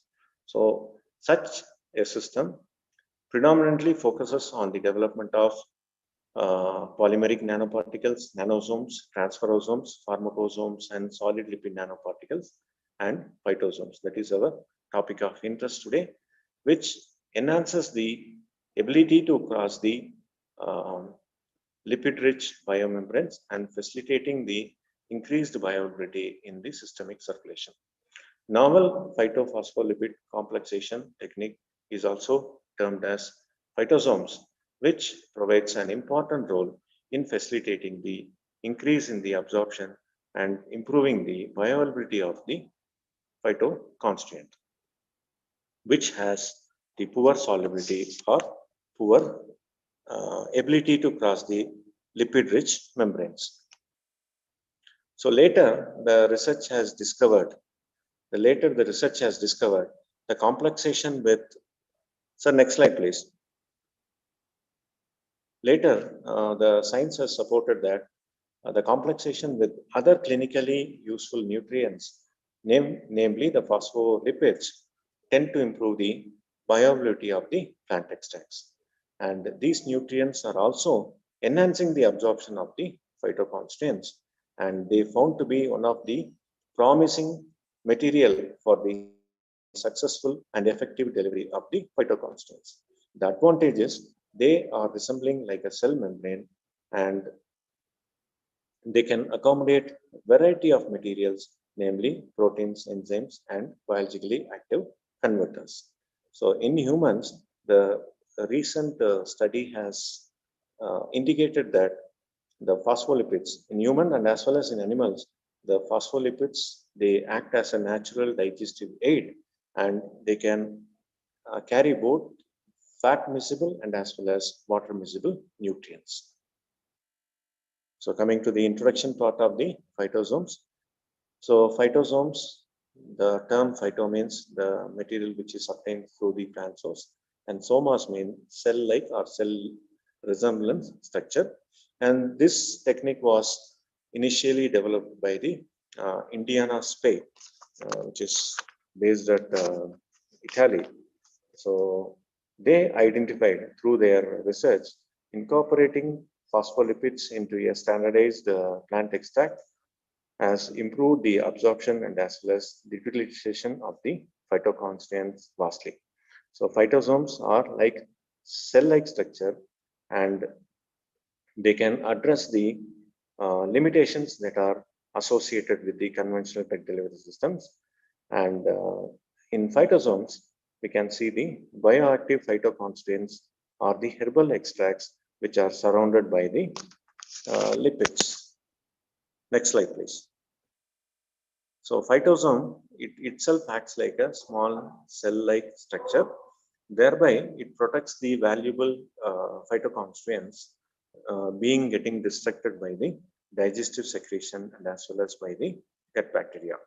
So here in phytosomes, what happens is the water-soluble phytoconstituents can be converted into lipid-compatible molecular complexes, and that effectively passes the herbal extracts into the lipid-rich biomolecules.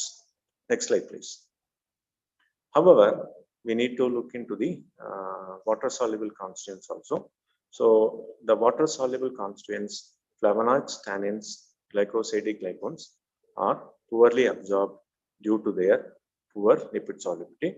And also the other reason is large molecular weight, which causes poor absorption by the acid diffusion process. Poor lipid solubility is one of the rate limiting step for the phytoconstituents to cross the lipid-rich biological membrane and results in poor bioavailability. So many of the phytomedicines are limited with their effectiveness because they are poorly absorbed upon oral administration. So how this problem can be sorted out? This can be prevented or sorted out by incorporating a phospholipid into the standard extracts, which can improve the absorption and better utilization of the phytoconstituent. So phytosome, it is like a cell structure where the valuable component of the herbal extract is being protected by the undesirable environment, namely digestive secretion and as well as the influence of gut bacteria. Moreover, these phytosomes are better able to transform themselves from the hydrophilic environment to the lipid-friendly environment of the enterocyte cell membrane, and thereby it can facilitate the process of entering into the bloodstream. Some of the examples are given here, that is flavonoids and terpenoids. They are themselves find quite direct binding with the phosphatidylcholine. So advantages of phytosomes. So phytosomes enhances the absorption of lipid insoluble polar phytoconstituents through the oral and as well as the topical application. Thereby, it shows the increase in the bioavailability. So, greater therapeutic benefit can be attained through the phytosomal drug delivery system. And apart from that, the absorption of the active constituent is improved. Thereby, the dose required for the therapeutic effect is also reduced. The phosphatidylcholine, which is used in the preparation of phytosomes, it also acts as a carrier. And recent research indicated that it also used as a hepatoprotective. So whenever we are incorporating any hepatoprotective phytoconstituent into the phytosomes, it gives a synergistic effect. Next slide, please. So phytosomes, as compared with the liposomes, they exhibit better stability because the former consists of chemical bonds, which is absent in the later. And the process which is involved in the fabrication or manufacturing of phytosomes is relatively simple. And the composition of the phytosomes is safe, and the components are approved for the pharmaceutical use. And this phytosomal drug delivery system ensures increased duration of action for the herbal drugs. Yeah, same thing. And the dose requirement has been reduced due to maximum absorption of the principal constituents, and the biologically active principle can be improved. Absorption can be improved in such a way it can also reduce the dose requirement.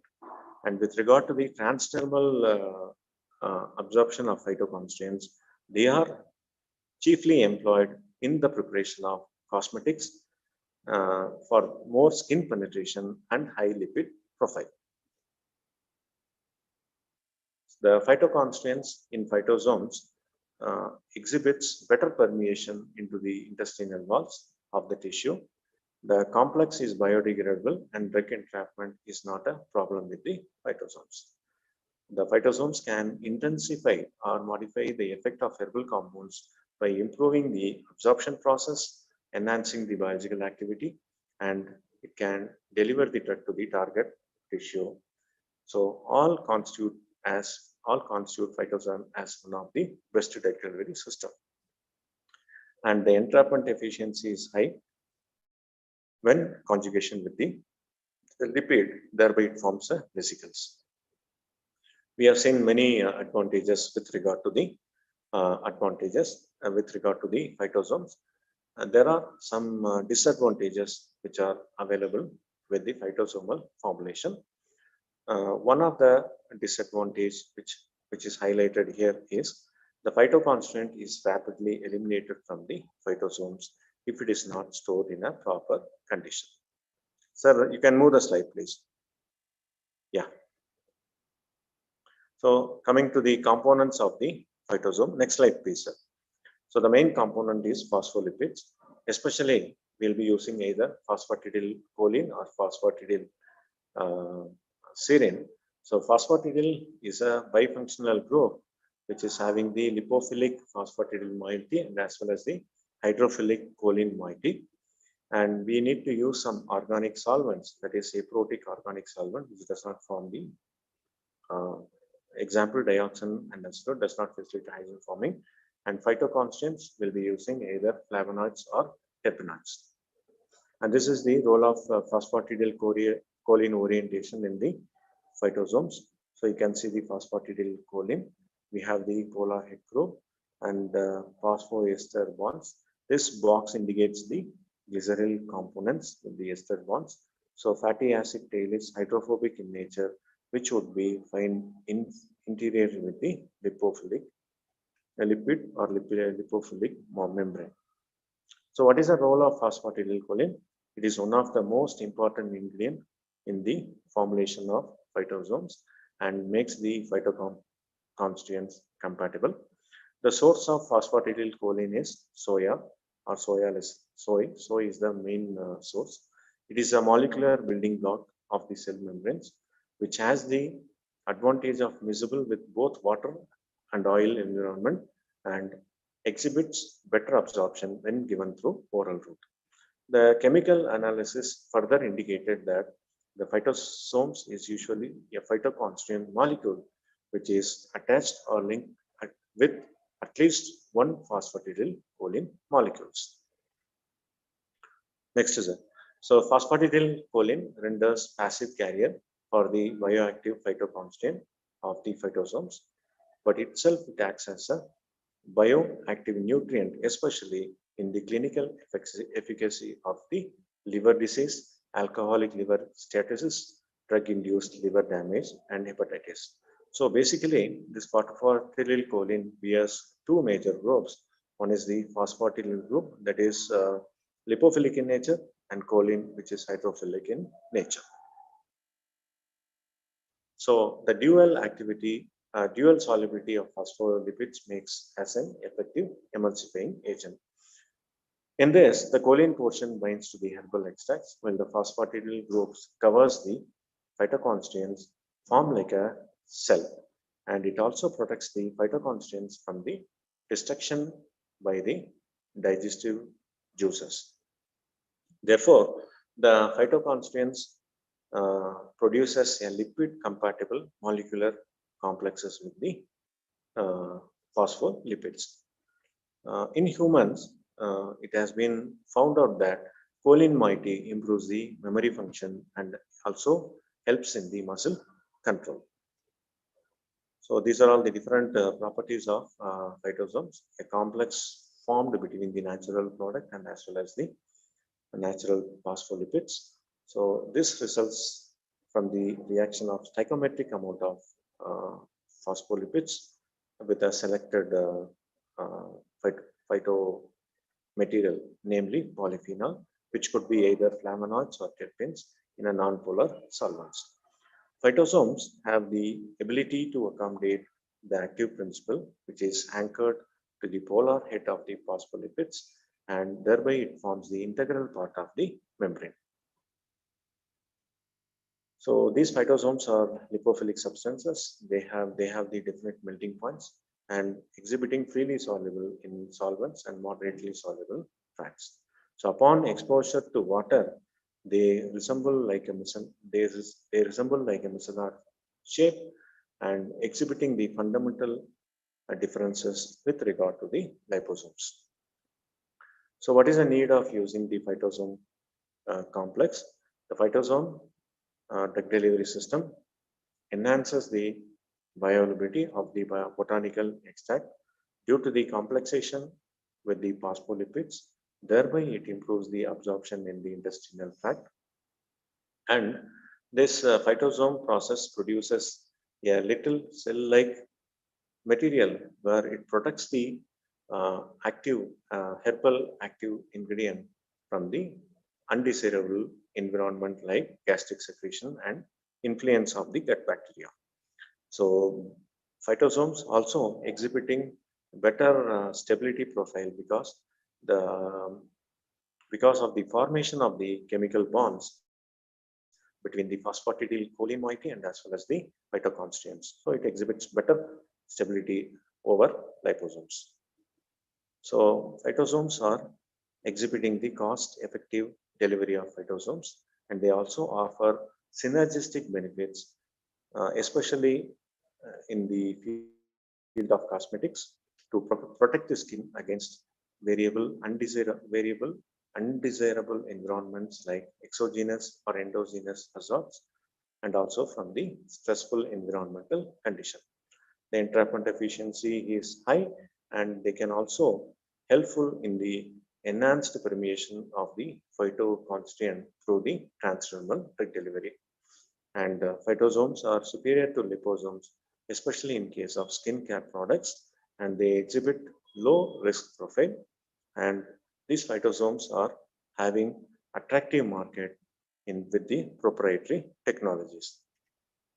So this is the mechanism of drug delivery from the phytosomes to cell membrane.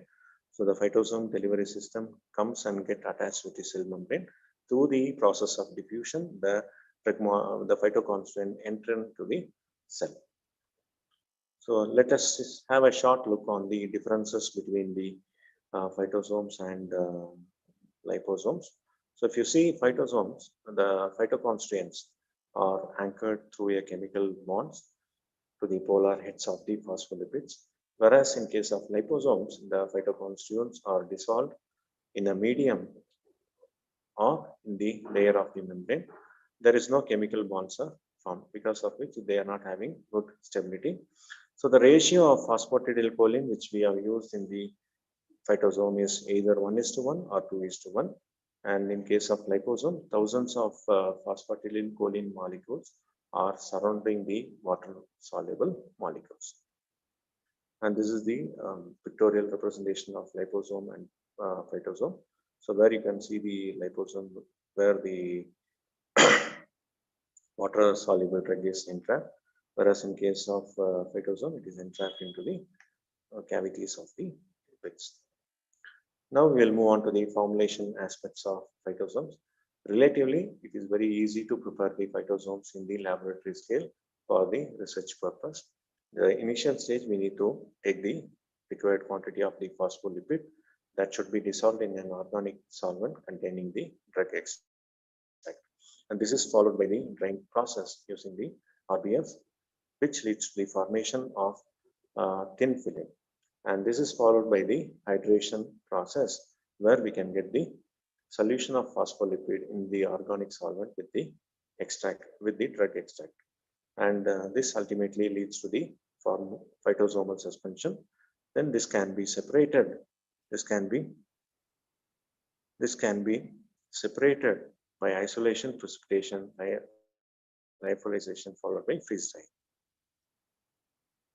So this is the formulation part of phytosome. In a better way, we need to take a polyphenol added with the aprotic solvent along with the phospholipid. This is subjected for the reflexing process and concentrated under the reduced pressure, followed by drying and as well as the grinding process. So you can see the polyphenol, which is in the triangular form, entrapped into the polar head of the phospholipids.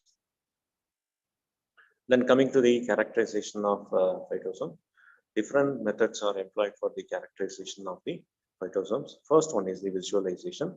Through visualization, we can find out whether the size and as well as the shape of the phytosomes, which can be attained by using transmission electron microscopy or scanning electron microscopy technique. And the second one is the entrapment efficiency. That is how much of the phytoconstituents being entrapped into the phytosomes. So this can be done by the ultracentrifugation temperature. And the next one is the transition temperature. So transition temperature is mainly used for the vesicular lipid system. This can be done by the DSC method or differential scanning calorimetry and surface tension activity measurement. So this is done by keeping the drug in the solution and can be determined by the ring method, which is Dionoy ring densitometer. Then vesicle stability can also be assessed over a period of time. So that can be done by dynamic light scattering technology, or any changes in the structure can be monitored by the transmission electron microscopy. The next one is the drug content. The drug content can be measured by many of the analytical techniques. I have to say few, that is by HPLC or LCMS, or by suitable spectroscopic method also. So spectroscopic evaluation, where to confirm the formation of a complex or the reciprocal interaction between the phytoconstituent and as well as the phospholipids can also be identified. So there are different methods which we can use. We can use the HNMR method to observe the signals which has been raised from the atoms in the complex, especially these phospholipids, that is NCH3 of choline undergoes a uplift shift. We have CNMR, where we can see the broadening and shifting of signals corresponding to the glycerol and choline upon subjecting it for heating process at 60 degrees centigrade, and FTIR process in another one to compare the spectrum between the individual components and as well as the complex formation. Apart from that, we can also see the stability of the phytosomes when it is dispersed in water and as well as incorporated into gel for the topical applications. Then in vitro and in vivo evaluation, different models of in vitro and in vivo evaluations can be done based on the therapeutic activity of the selected biologically active phytoconstituents which are present in the phytosomes. For an example, the in vitro anti-hepatotoxicity activity can be measured by using the antioxidant or free radical scavenging activity. So in case of determination of anti-hepatotoxic activity in animal model, we can administer the phytosomes which has been treated with thiocyanate or paracetamol or alcohol-induced hepatotoxicity can be examined. For the skin sensitization and tolerability study of glycinic acid phytosome, which is a trademark product, branded product, a commercial product, which can give you the in vivo safety evaluation of phytosomes. Then we have different pharmacokinetic study also. So one of the study which has been done for the silibin phosphatidylcholine complex, the bioavailability study was done using the dog model to establish the pharmacokinetic data. The pharmacokinetic data was significantly increased as compared with the pure drug on oral administration. So there are some other treatment where these phytosomes can also be employed. One such treatment is the phytosomal formulation containing the chlorodendron paniculatum phytosomes, which exhibited better activity against the MCF, breast cancer cells, and Agil merblose phytosome has exhibited antioxidant antiproliferative activity, anti-cancer activity. And we have the lutein phytosomes, which is the inhibitor of NRF2s for the sensitized cancer cell for the chemotherapeutic agents. Then we have another lutein phytosomes in combination with the anti-cancer agent doxorubicin. They exhibited highest percentage of cell death in MDA and MBA231 cells. And these are all some of the marketed formulations of phytosomes which are commercially available. We have an example of silibin phytosome, where silibin is obtained from Silimarin marinum. The indications where it is being used for nutraceutical, antioxidant, and as well as the hepatoprotective activity. Then we have ginkgo phytosome, that is ginkgo flavonoids from ginkgo biloba, which protects the brain and as well as the vascular lining. Then we have green tea phytosome, which contains the epicalactin 3-O-gallate, which possesses the anti-cancer and the antioxidant activity. Similarly, the various formulations are available with the diverse therapeutic applications. Then there are some patents also available with regard to the phytosomes, that is phospholipid complex of olive fruits or leaf extracts. The innovation or the claim they have made it is it enhances the bioavailability of the olive fruits or leaf extracts. Then cosmetic and dermatological process for the treatment of aging and as well as the treatment of the photo damaged skin.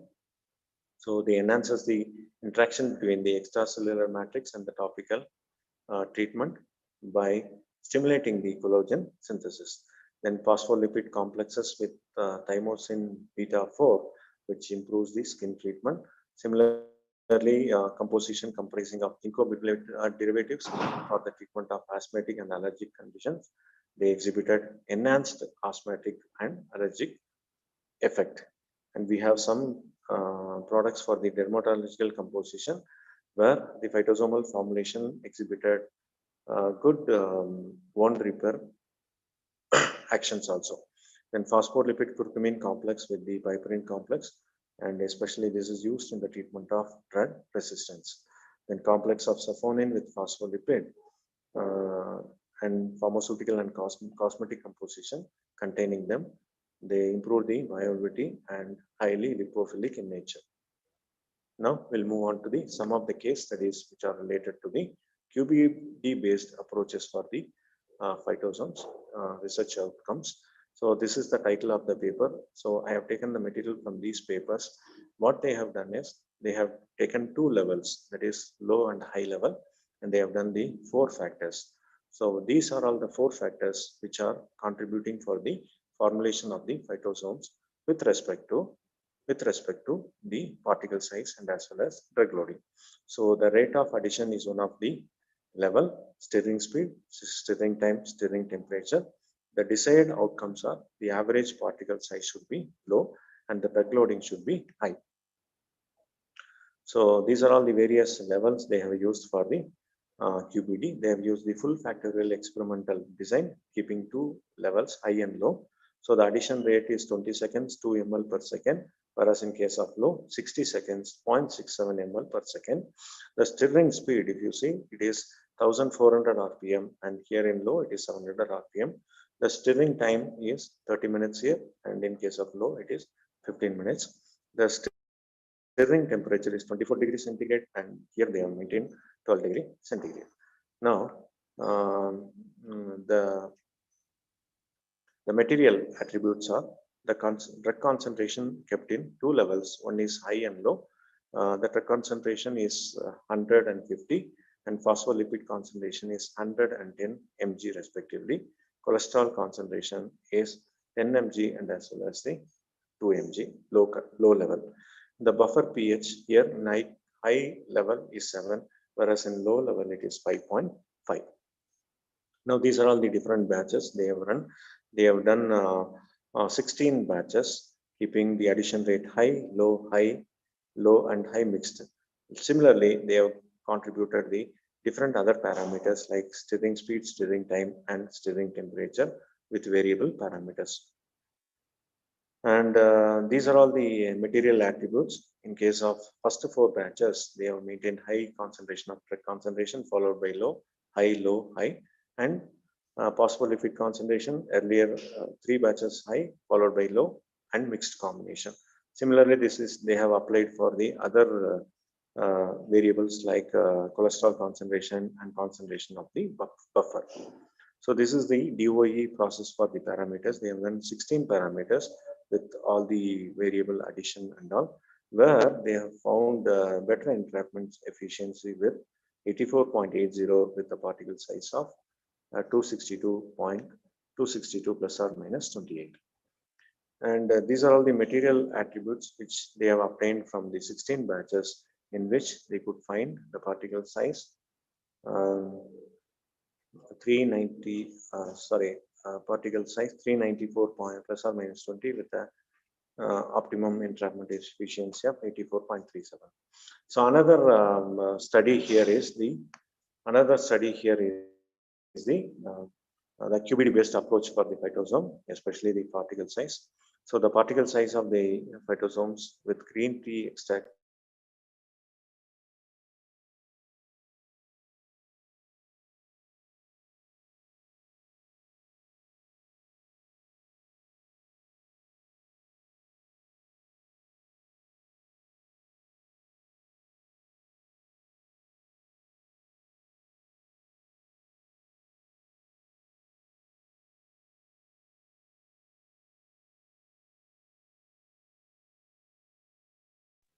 seminar.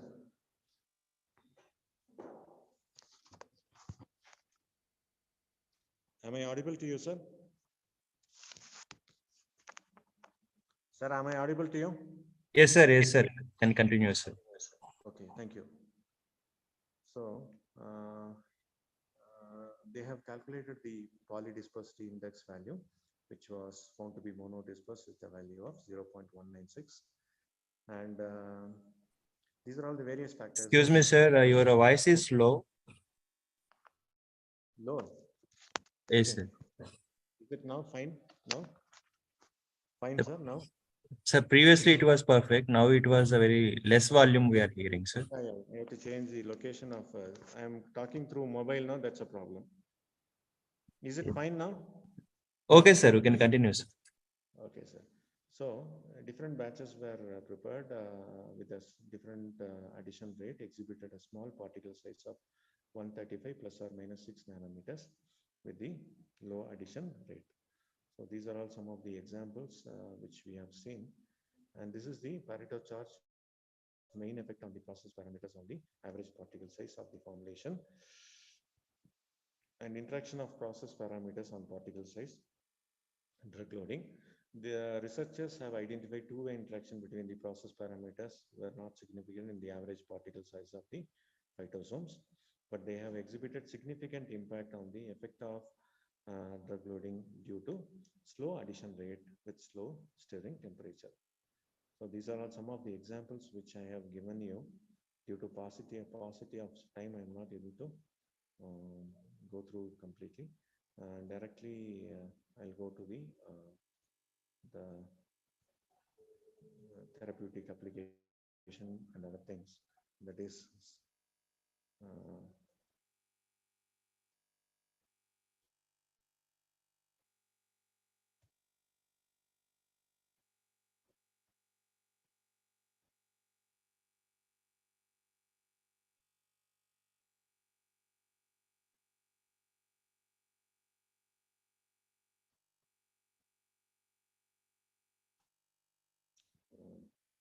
directly I can go to the conclusion part, the last previous slide.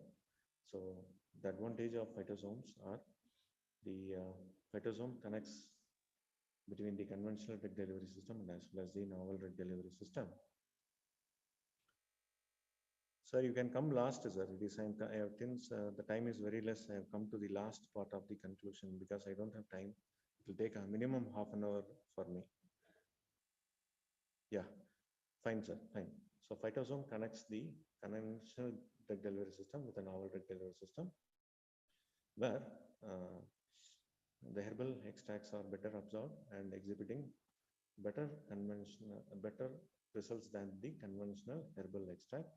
Thereby, it improves the pharmacokinetic and pharmacological parameter, which is very advantage in treating many diseases. In case of nutraceutical products incorporated into phytosome technology, it enables the phytoconstituent to present in the site of action, namely liver, kidney, brain, and heart, and thereby we can give less dose as compared with the conventional dosage form. Recently, the cosmetic technology uses the phytosomes for the many of the applications like skin repair, etc. And apart from this cosmetic preparation, the phytosome products are extemporaneous in cardiovascular, anti-inflammatory, and as well as anti-cancer activity. And as we discussed in the previous slides, the phosphatidylcholine has the hepatoprotective activity, and it also has a vital role in the efficient herbal drug delivery, carrying flavonoids, xanthones, and terpenes. And phytosome products show potential in cosmetics, in anti-aging, especially in the non-pathogenic skin conditions. So these are all some of the references which has been used for this study, and I'll be happy to address if any questions are there.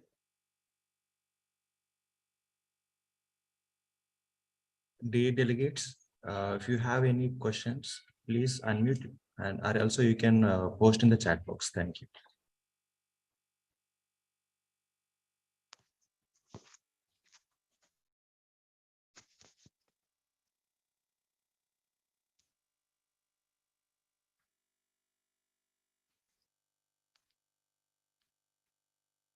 We will share the PPTs.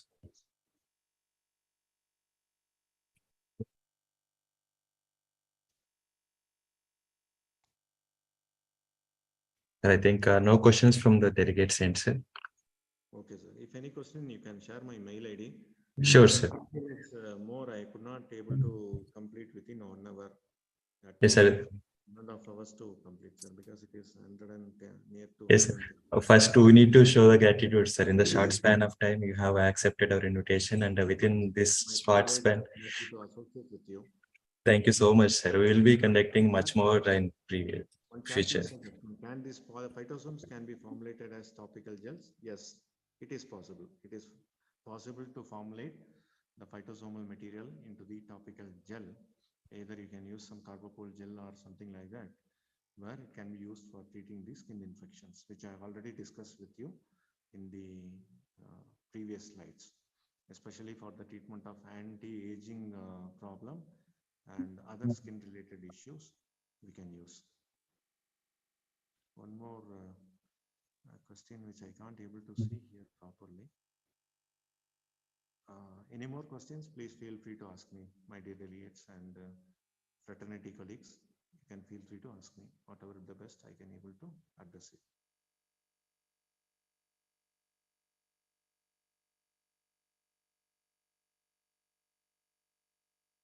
Hello, sir. Yes, sir. Am I audible to you, sir? Yes, sir. You are audible, sir. Perfect. Yes. I hope we can go to the next session, sir. Now I'm requesting G. Narasimulu, sir. Sir, are you there in the Zoom?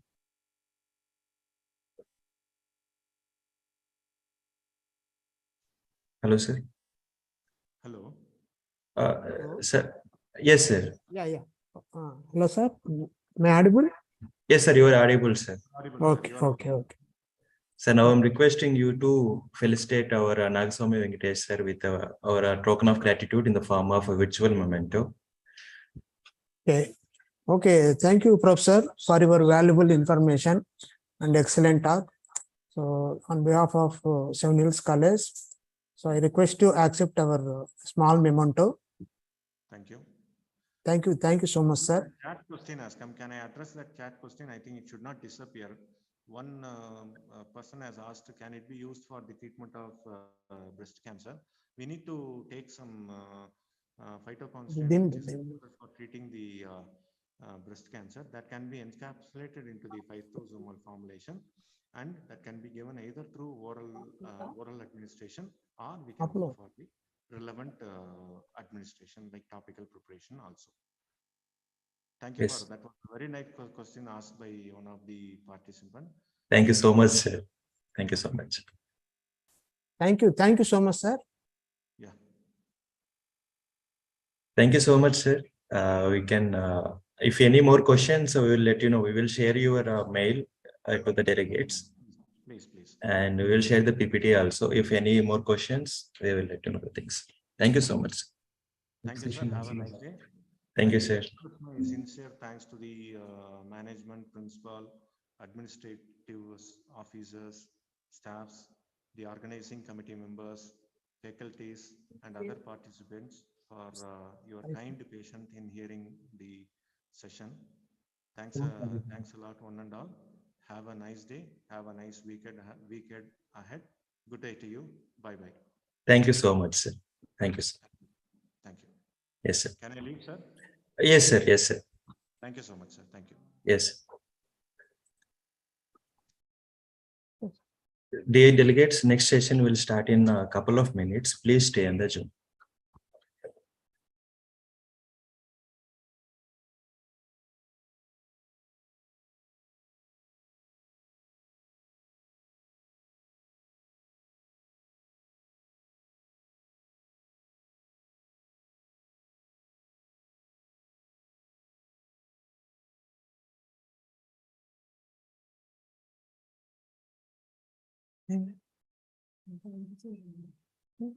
Sir, Narasimhan, sir.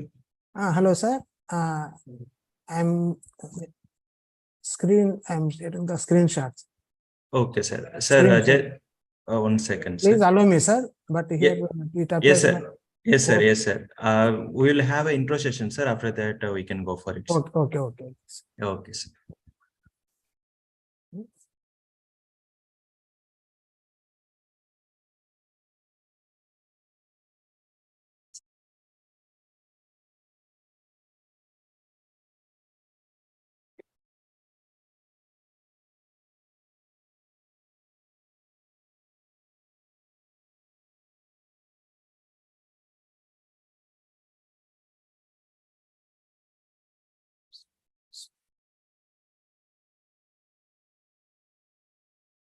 Sir, your screen is visible, sir. No Visible, issue. sir. So, Yes, okay, sir. sir. Okay.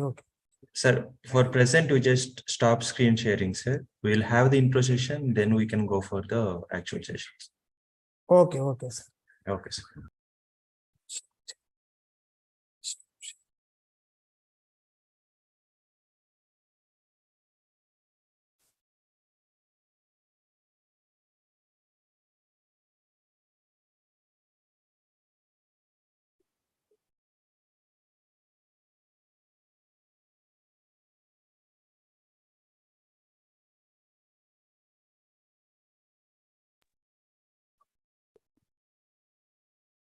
Dear delegates, again, welcome to the third session of the second day of International Workshop on Recent Advances and Developments in Transdisciplinary Research.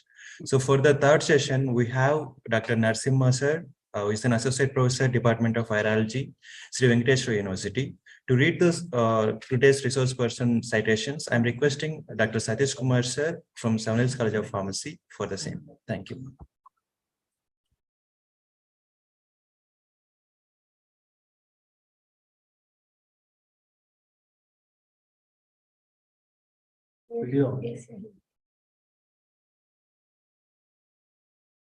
Good afternoon to all and all. It's my immense pleasure to introduce Dr. Narasimha Gulla sir.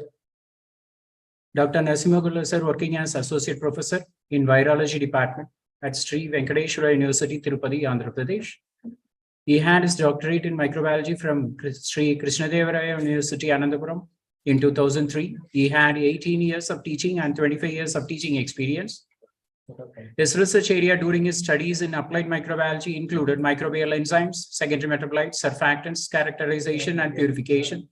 After he joined the virology department at Sri Venkateswara University in 2007, the growing applicability and problem-solving ability of nanotechnology struck to his interest, and he combined his past experience with growing nanoscience and technology in finding solutions to old problems in a novel way. He started guiding students in applied nanotechnology, biological and green synthesis of metallic and non-metallic nanoparticle characterization, and their applications as potential antimicrobial, antiviral, and biocatalytic agents for modern medicine and agriculture as well. SAR has published more than 150 papers in reputed national and international journals. He attended national and international conferences, symposia, and presented research papers, and served as an expert member and resource person for scientific programs. He handled research projects and served as principal investigator for major research projects sponsored by the Department of Biotechnology, University Grants Commission, and Board of Nuclear Sciences as well. He published books and book chapters of international repute. He is serving as an editor, editorial member, advisory member for a good number of national and international peer-reviewed journals. He received national and international recognitions and awards like Highly Cited Research Award, Brave Faculty Award, sponsored by Athens, Greece, Young Faculty Award by MG University, Distinguished Faculty Award by VIFC Chennai, Research Excellence Award by Indo-American Summit, Associate Fellow Award by AP Academy of Sciences, India, ICON SWM CE Excellence Award by ICON SVM in 2022, AD World Scientist Award in 2023. SAR looks forward to developing his eminence in the fields of modern science technology. Thanks for the opportunity given. And now it's the time to hand over the session to Dr. Narasimha Gulla sir. Thank you, sir. Thank you, sir, for your nice brief introduction. Just a minute. Just.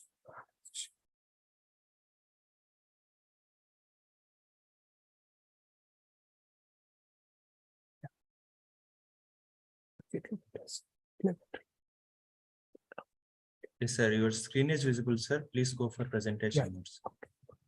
Okay. Okay. So thank you, sir, for your nice introduction.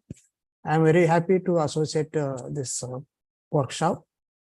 So what sir mentioned, actually I am the associate professor in the virology department in this university.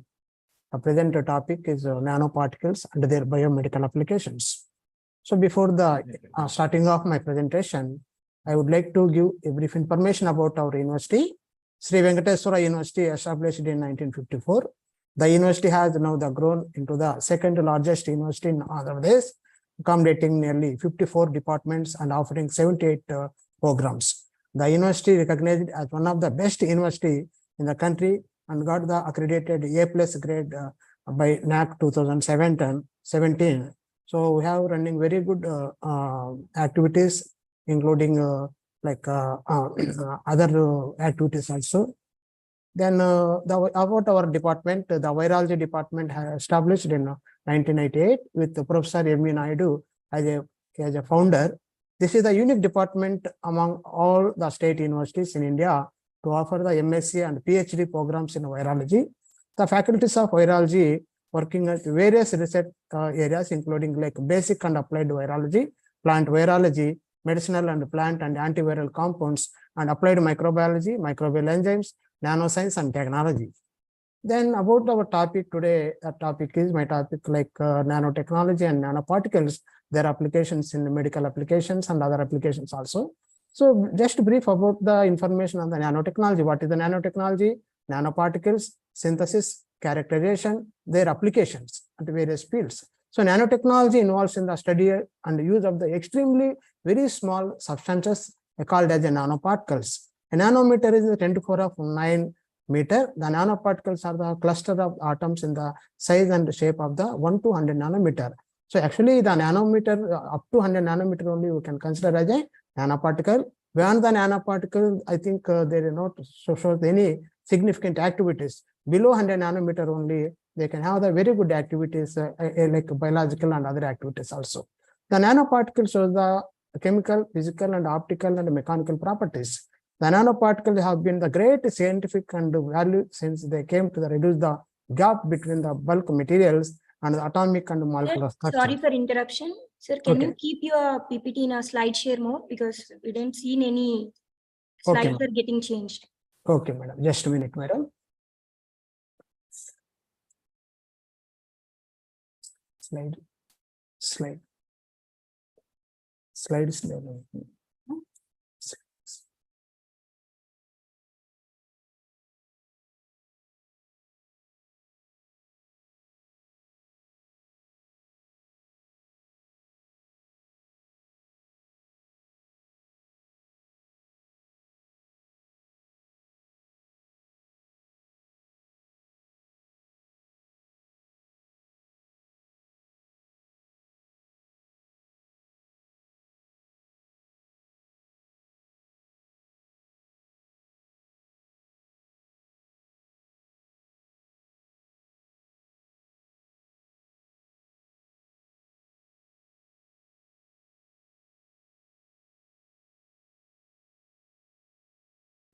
Madam, now visible, madam? My PPT is visible?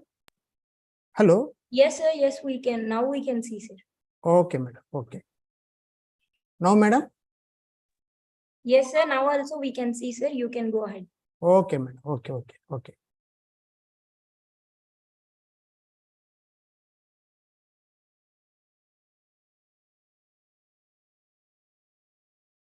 Okay.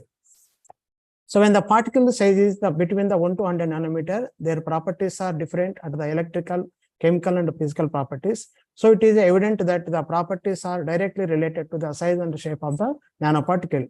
Because the nanoparticle size and shape controls the properties of such as temperature, redox potential, and its color and conductivity and chemical stability and electrical qualities. Because the size is depend upon the various parameters like pH, temperature, and other parameters.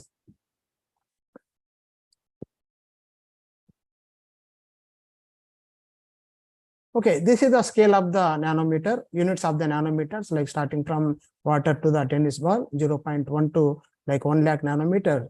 So various particles having the different nanoparticles, nano size. And this is the scale of the nano things like DNA and RNA, which having the very less nanometers. Then this is the human hair, the nanometer, say 1 lakh micrometers wide. These are the applications of nanoparticles or nanotechnology applications, which have in the various applications like biotechnology, then nanoscience and technology, food and agriculture, medicine, health, aerospace, energy, environment, and information technology, and other applied technology, including material science and technology also. Sir, any problem? Excuse me, sir. Can you please make it in the presentation mode? Sir, actually some problem is there. Is not is visible or not, sir? This PPT. Okay, then carry on. Okay, yeah, okay. Some problem is there, sir, in my system. That's why.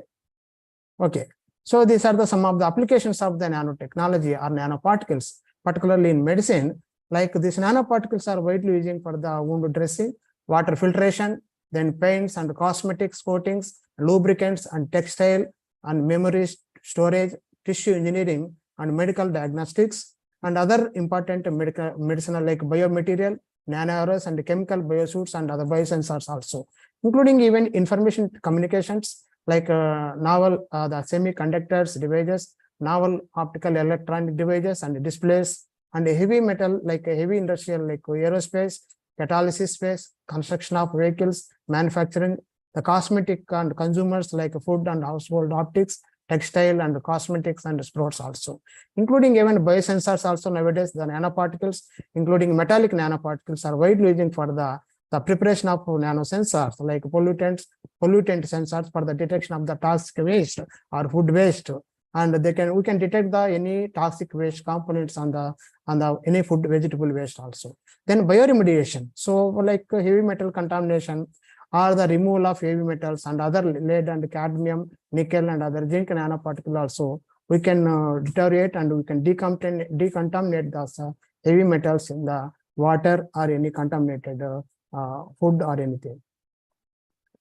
Then some more applications like textile fabrication, energy, cosmetics, like biofuels and solar cells, batteries and packaging materials, and sports also, the nanotechnologies have very good applications.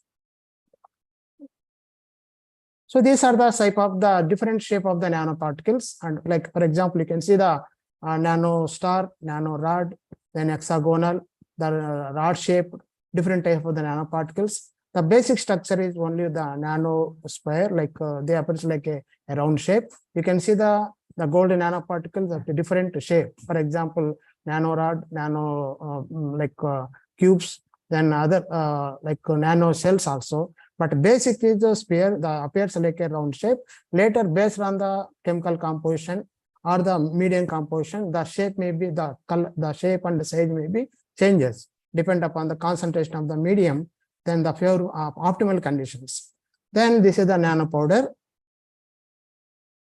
Because just to mention, the nanoparticle size is mainly depend upon the pH, temperature, and the concentration of the medium, exposure time. So these are some of the conditions for the formation of the nanoparticle. The formation of the crystal and the shape and the spherical crystals also depend upon the proteins, polysaccharides, and organic acid present in the filtrate. Because when the extracellular enzymes are excreted into the surrounding environment, these the enzymes or proteins, they can bond on the surface of the nanoparticle. So the shape and the size may be changes. Then about the silver nanoparticle. So because the various nanoparticles are available, like metallic and non-metallic nanoparticle, like metallic nanoparticle like silver, copper, gold, palladium, and in case of non-metallic particle like calcium, boron, sulfur, like that. These are some of the non-metallic nanoparticles.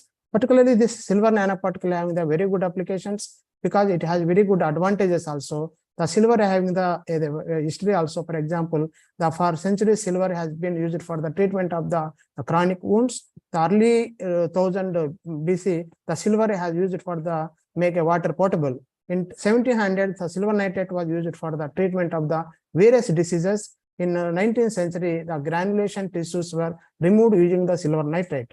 So in the 1940s, after the penicillin was introduced, the use of the silver for the treatment of the bacterial infections were minimized.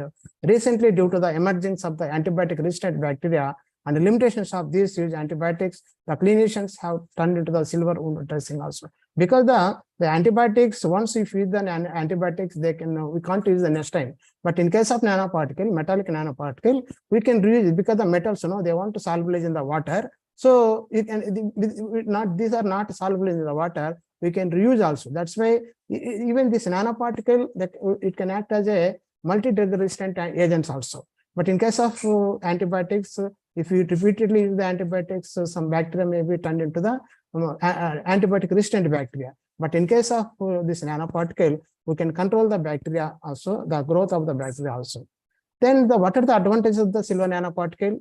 Because the silver nanoparticles are metallic nanoparticles, with having the high scale production, we can produce the bulk volume of the nanoparticles with cost effective, simple and green synthesis, So very simple way, cost effective manner, we can produce the nanoparticle, silver nanoparticle, and long stability compared to the other nanoparticle. The silver nanoparticle having the long stability and controlled active drug can be achieved, the avoiding the organic solvents, and we can make a powder also like lyophilization and freeze drying to form the powder formation also. So various methods are there for the synthesis of the nanoparticle, like chemical methods, physical methods, and biological methods. So compared to the chemical and physical methods, biological method is very cost effective, simple way we can produce the nanoparticle. For example, in biological method, we can use the microorganisms like fungi, bacteria, and actinobacteria, and plant source like any plants, like medicinal plants or normal plants you can use, using with various plant parts like leaf, seeds, bark, root, or flowers. So you can use the main source for the synthesis of nanoparticles. The synthesis metal nanoparticle can attain the simple and viable chemical and physical method compared to the other methods, because the chemical method is very simple method, but so it has some disadvantages, because when we synthesize the nanoparticle using with the chemical method with addition of like some reducing agent, for example like sodium citrate, ascorbic acid, and sodium bicarbonate, and toluenes. So we can produce the silver nanoparticle or other any nanoparticle, but only thing we can get the some toxic chemicals in this way, and it is not a good also compared to the biological method. Even another method is there like physical method. Physical method also very simple method, but we are using like microwave method, then the laser method also you can use for the synthesis of the nanoparticles. So compared to these chemical and physical methods, biological method is very easy, cost effective, and very simple method. We can produce the effective nanoparticles from the biological way. So for example, in our lab, we synthesize the various nanoparticles using with various microorganisms, including fungi, plant source, and actinomycetes also. For example, this is the fungus culture I used for the synthesis of nanoparticle. Already this fungal culture is used for the production of cellulase enzyme. It is one of the important fungi as per the Niger for the production of cellulase enzyme, which can degrade the cellulose polymer to the glucose monomer. The glucose monomer is used for the saccharification. Ultimately, we can produce the alcohol also. So the same culture is used for the production of silver nanoparticle. The A Niger grown on the Japodox medium. After multiplication of the culture, then transferred to the distilled water, and after the incubation at 72 hours and rotary shaker in 120 rpm, addition of 1 millimolar silver nitrate, the color is changed to brown color. The formation of the brown color is the indication of the formation of the silver nanoparticle. So this is the mechanism. Actually, later I will explain how this brown color is formed. Some of the mechanism is there. So for example, one more important thing is the nitrate reductase assay also very important, because the enzyme nitrate reductase enzyme is the main enzyme for the reduction of the silver nanoparticle from the AgNO3, silver nitrate. So this nitrate reductase enzyme is present in the cytoplasm of the microorganisms, including bacteria, fungi, and plant cytoplasm also. The enzyme nitrate reductase also we can confirm in the fungal filtrate or the plant filtrate with addition of KNO3 and 5% propanol in 0.1 phosphate buffer. Addition of neat solution, we can get the pink color. The formation of the pink color is the presence of the or indication of the nitrate reductase in the filtrate. So this is the mechanism. So how this nanoparticle is formed, silver nitrate, from the silver nitrate to the silver. This is the mechanism, enzymatic mechanism for the biosynthesis of the silver nanoparticle. One of the enzyme, just I mentioned, nitrate reductase enzyme is the responsible enzyme for the reduction of AgNO3 from AgNO3 to the Ag plus and NO3 minus. One of the enzyme involving the enzyme is NADH dependent nitrate reductase enzyme. In microorganisms, it can convert to the Ag plus to the Ag0. Ag0 is the metallic. So electron shuttle enzymatic metal reduction process. So eventually we can get the nanoparticle. So based on this, we can confirm the formation of the silver nanoparticle with the various methods, sophisticated instrumentation methods also.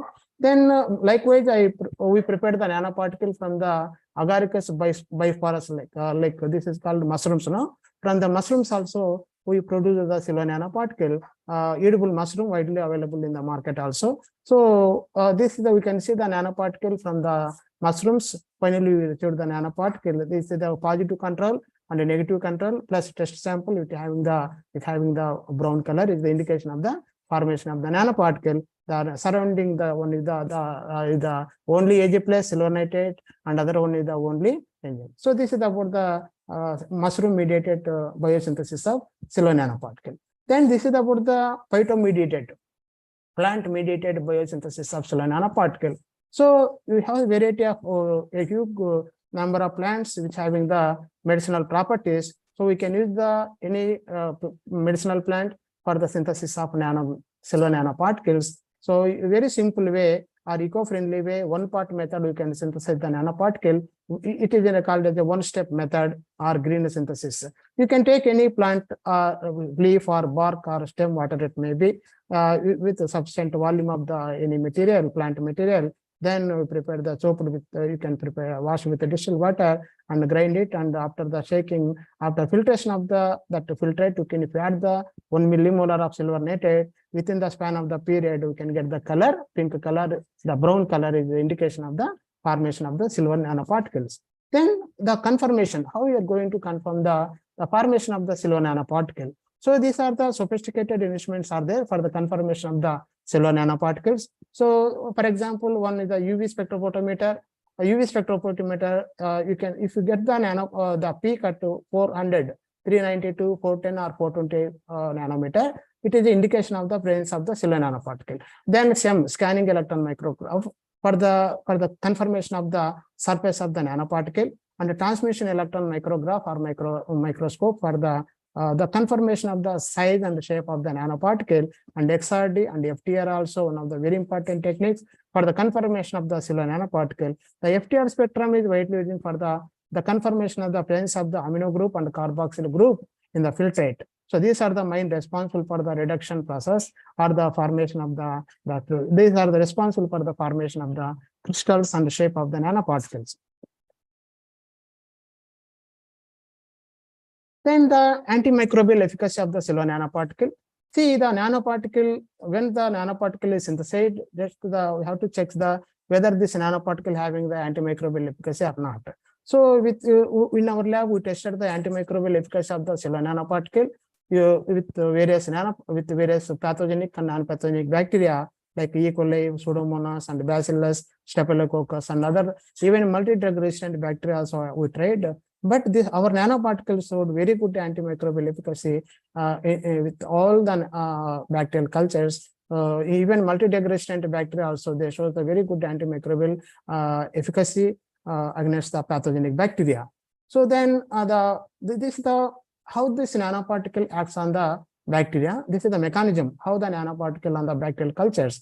For example, when the nanoparticle size is very, very less than 10 nanometer or 5 nanometer, this nanoparticle can pass through the pores of the bacteria or fungi and enter into the cytoplasm, and they can bind with the DNA or RNA or ribosomes or mRNA. When the nanoparticle binds on the DNA, so it can act as a chelating agent. Ultimately, the DNA damage will occur. There is no replication. Ultimately, the cell will be die. Sometimes the nanoparticle, they can bind on the cell wall also. Even sometimes they can bind on the membrane on the 7 times ribosomes, and even smaller ribosomes also they can bind, and blockage of the DNA occurs. Ultimately, the cell will be die. So this is about the mechanism of the nanoparticle.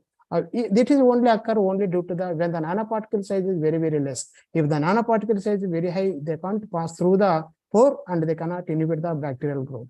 Sometimes even nanoparticle, if we encode on the fabricate on the any film, and this nanoparticle also, they can produce some ionopores. This due to the pores also, when the bacterial bombards or lands on the surface of the membrane, ultimately the cell wall will be lysed. Ultimately, the DNA, the bacterium damaged or destroyed due to the action of the nanoparticles. And sometimes even a DNA, they can prevent the DNA replication and protein synthesis also.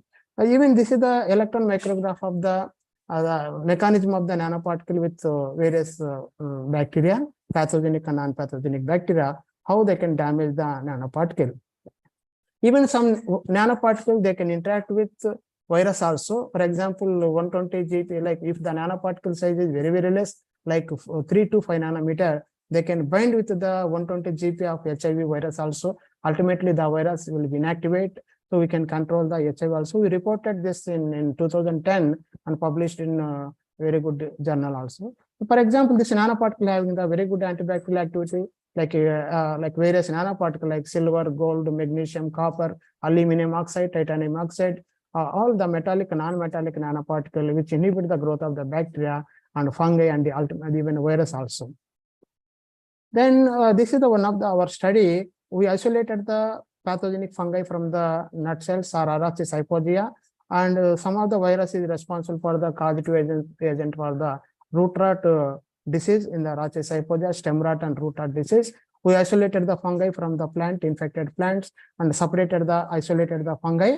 You can see the fungus Aspergillus niger and Aspergillus species responsible for the causing of the disease. So with this fungus is grown on the medium, in the PDA medium or Japodox medium, and inoculated with our nanoparticle, cellular nanoparticle with only very less amount, like 100 microliter. This nanoparticle efficaciously inhibit the fungal growth also. You can see the zone of inhibition surrounded this nanoparticle. Likewise, even other fungal species also, we tried for the antifungal as a nanoparticle as a antifungal agents.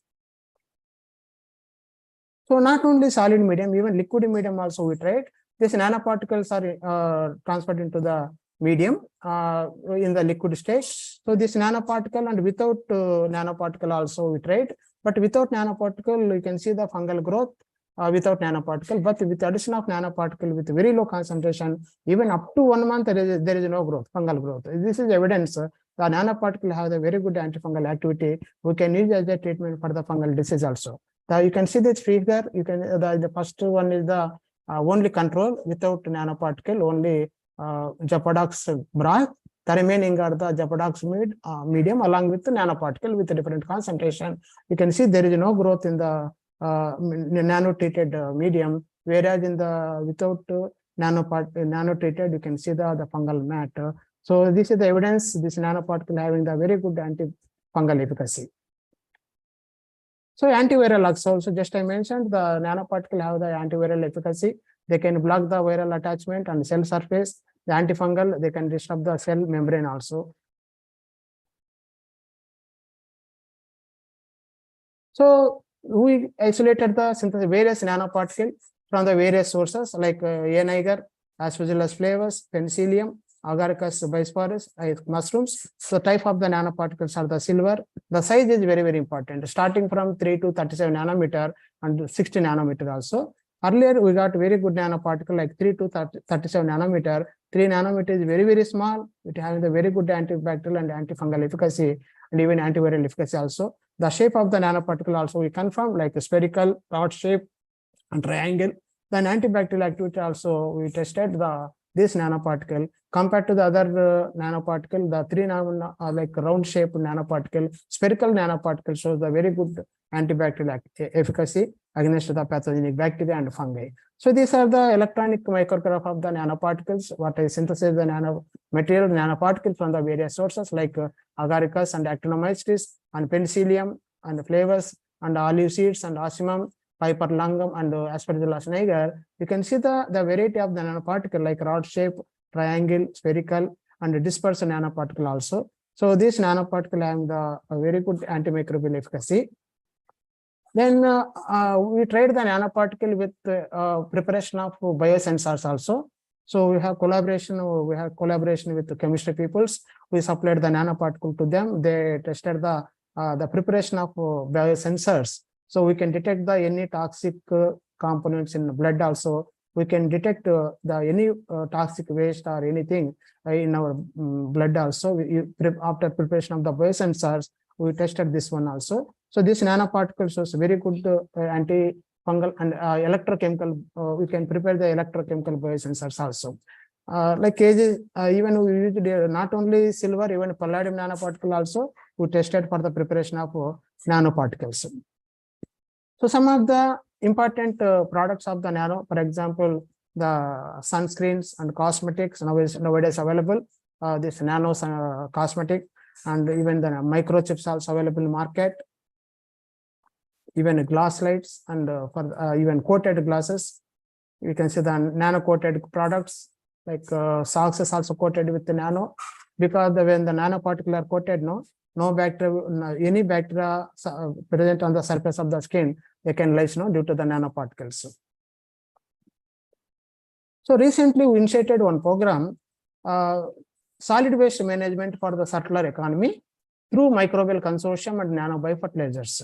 So this process is very cost effective and eco-friendly manner. The main source is the waste. Waste is like forest waste or campus waste, like tree waste, like a fallen dry or stem, whatever it may be. You can use that as a main source for the preparation of the biocompost. So for example, this process is two types. In our campus, in our department, we initiated the program for the preparation of compost, particularly nano compost, the mixing of nano materials like useful nano materials like copper, then silver, and calcium, magnesium, zinc. These are treated with compost. The compost is prepared with two ways. One is the aerobic process and anaerobic process. Because this is a very it is very useful. After the preparation of this, we used the microbial consortium like bacterial and fungal cultures. Already we have the very good effective microorganisms in our lab, along with microorganisms, because these microorganisms they can produce some of the enzymes like cellulosases, proteases, amylases, xylanases, which can degrade the polysaccharide to the monosaccharide. So ultimately, this monosaccharide, we can use as a biofuel, or we can use as a compost also. Along with the biocompost, we supplemented this nano particles like nano copper and nano zinc and nano magnesium likewise. So we tested this nano biofertilizers for the crop production also. See, this is the compost we prepared in our campus. This is the complete tree waste, fallen leaf in summer time. We have very good in our lab, in our campus. Huge volume of the compost is the leaf waste is available. Sometimes they may burn due to they may cause the pollution problem. So instead of that, we can prepare the compost. Instead of the burning of the leaves, so if you prepare the nano compost, we can supplement as a biofertilizer for the crop yield, because the soil health is very important. If they deteriorate the soil health, ultimately the crop yield also deteriorate. That's why if you supplement the carbon rich material in terms of the this waste compost, which having the high carbon, nitrogen and potassium, phosphorus, NPK content is very important for the plant growth. If you supplement this source, because readily available and cost effective cheap material, if you supplement for the plant growth, definitely the plant health also improve. So in our campus we prepared the nano compost. This is the two process what I mentioned. One is the anaerobic process and aerobic process. This is the anaerobic process. So in the anaerobic process, we prepare the pit. In that pit, the entire leaf material is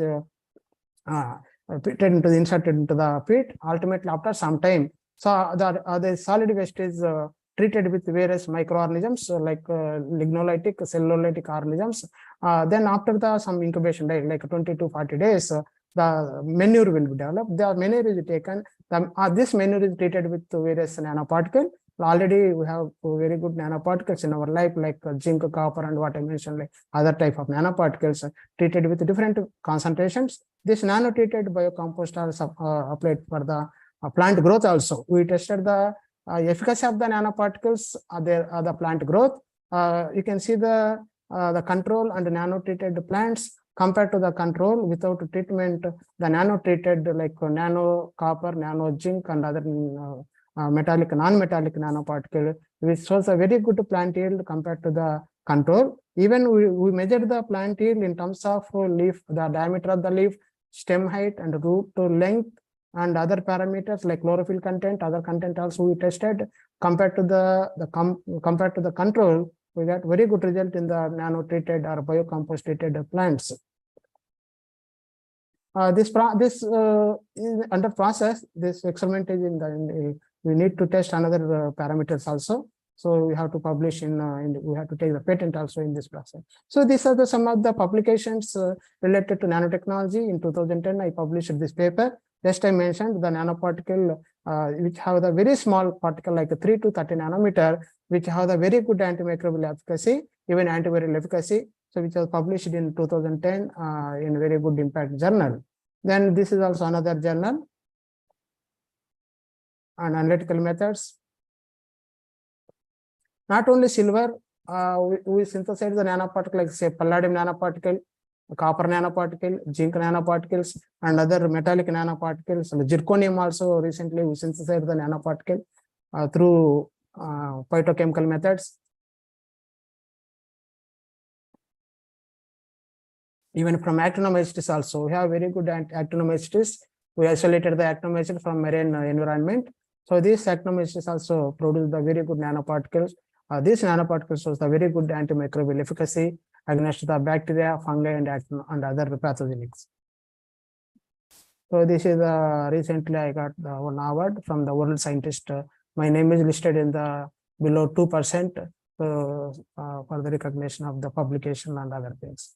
So thank you very much for giving this opportunity. If you have any clarification or doubt, you can ask me and you can mail me. This is my email and mobile number, and you can contact me. Thank you so much, sir, for a wonderful session. Okay, Hello, thank you. Thank you. Any clarification or any doubt, you can. Yes, sir. and Dear can delegates, interact I'm with- requesting for the question and answer session. If you have any questions or queries, you just post in the chat box or you can unmute and you can ask the question. Thank you.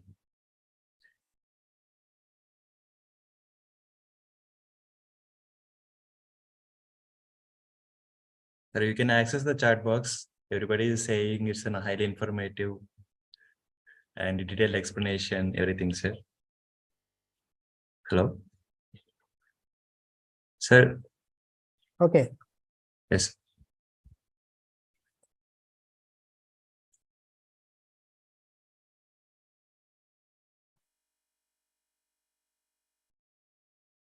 Right.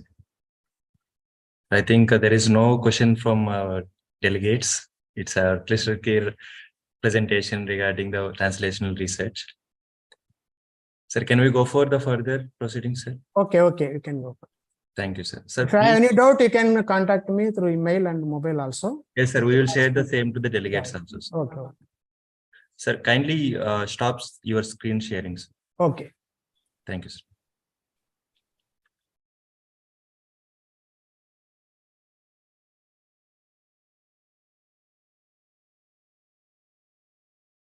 Now I'm requesting Professor Shravan Kumar, sir, to felicitate today's resource person, Narasimhan, sir. Thank you.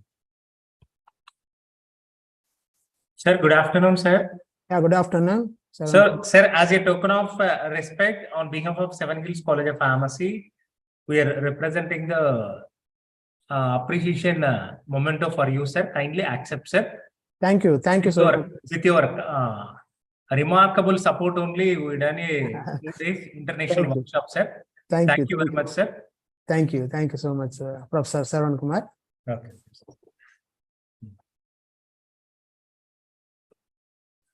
Thank you, sir, for a wonderful support so that we can be able to do the 2 days international workshop without any glitches, and collaborative with Sri Venkateswara University and Seven Hills College of Pharmacy. We have made an cumulative effect, sir. Thank you so much for being with us.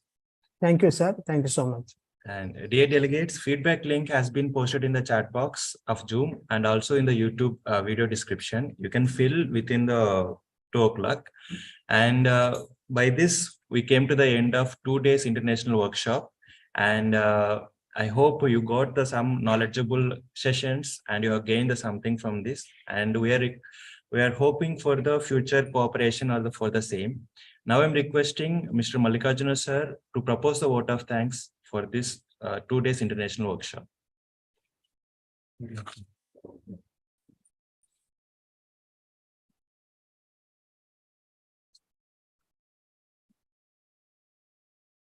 Thank you, Dr. Sunil Kumar, sir. So very good afternoon to the honorable resource speakers, respected principal, Dr. M. Niranjan Babu Garu, colleagues and delegates. So myself, G. Mallikarjuna, Associate Professor, Department of Pharmacology, Seven Hills College of Pharmacy. So, and it's resembling the SHCP and its entire fraternity. So it's an immense pleasure for me to propose a vote of thanks on this 2 days international workshop on recent advances and developments in transdisciplinary research jointly organized by Seven Hills College of Pharmacy, Tirupati, and Sri Venkateshwara University, Tirupati, from 26th July to 27th July 2023. My sincere thanks to the Honorable Chief Patron of this 2 days international workshop, Professor K. Raja Reddy Garu, Vice Chancellor, Sri Venkateshwara University, Tirupati, for taking time from his busy schedule in inaugurating and addressing in the international workshop.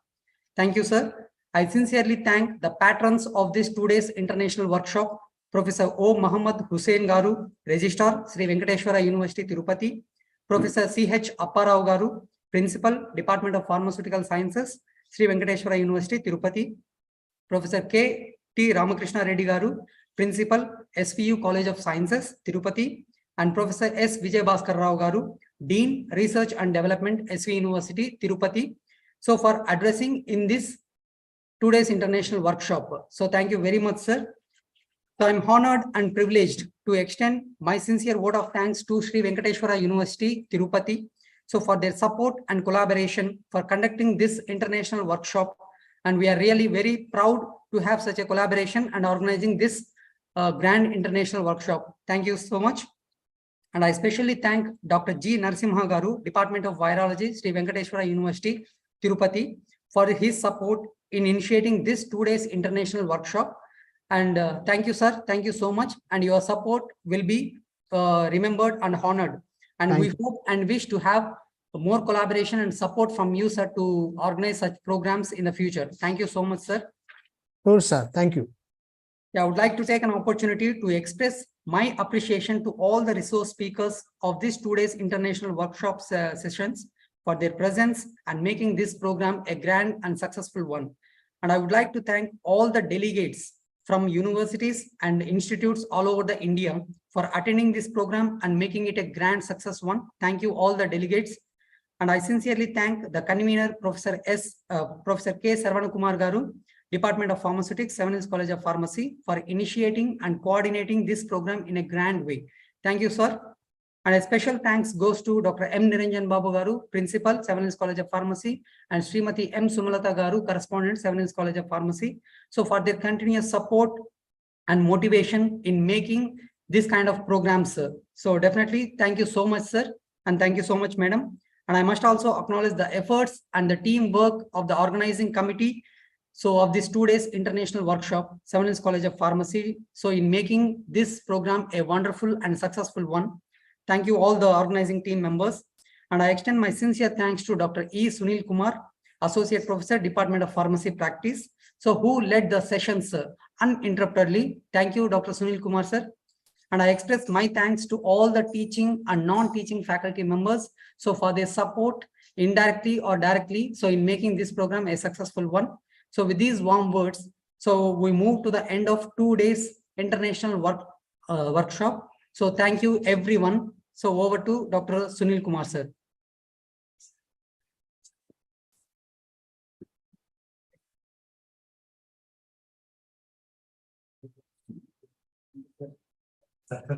Dear delegates, thank you for being with us.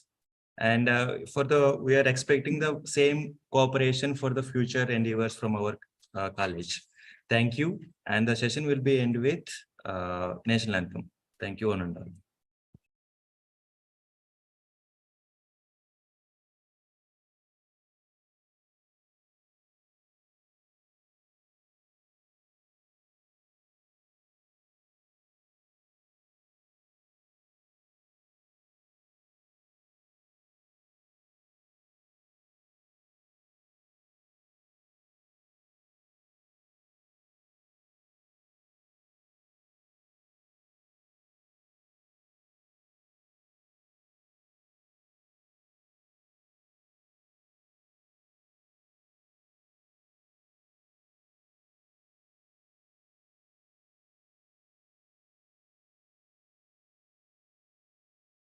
जनगण मन अधिनायक जय हे भारत भाग्य विधाता पंजाब सिंध गुजरात मराठा द्राविड उत्कल बंगा विंध्य हिमाचल यमुना गंगा चञ्चल जलधितरङ्गा तव शुभ नामे जागे तव शुभ आशीष मागे गाहे तव जय गाथा जनगण मंगलदायक जय हे भारत भाग्य विधाता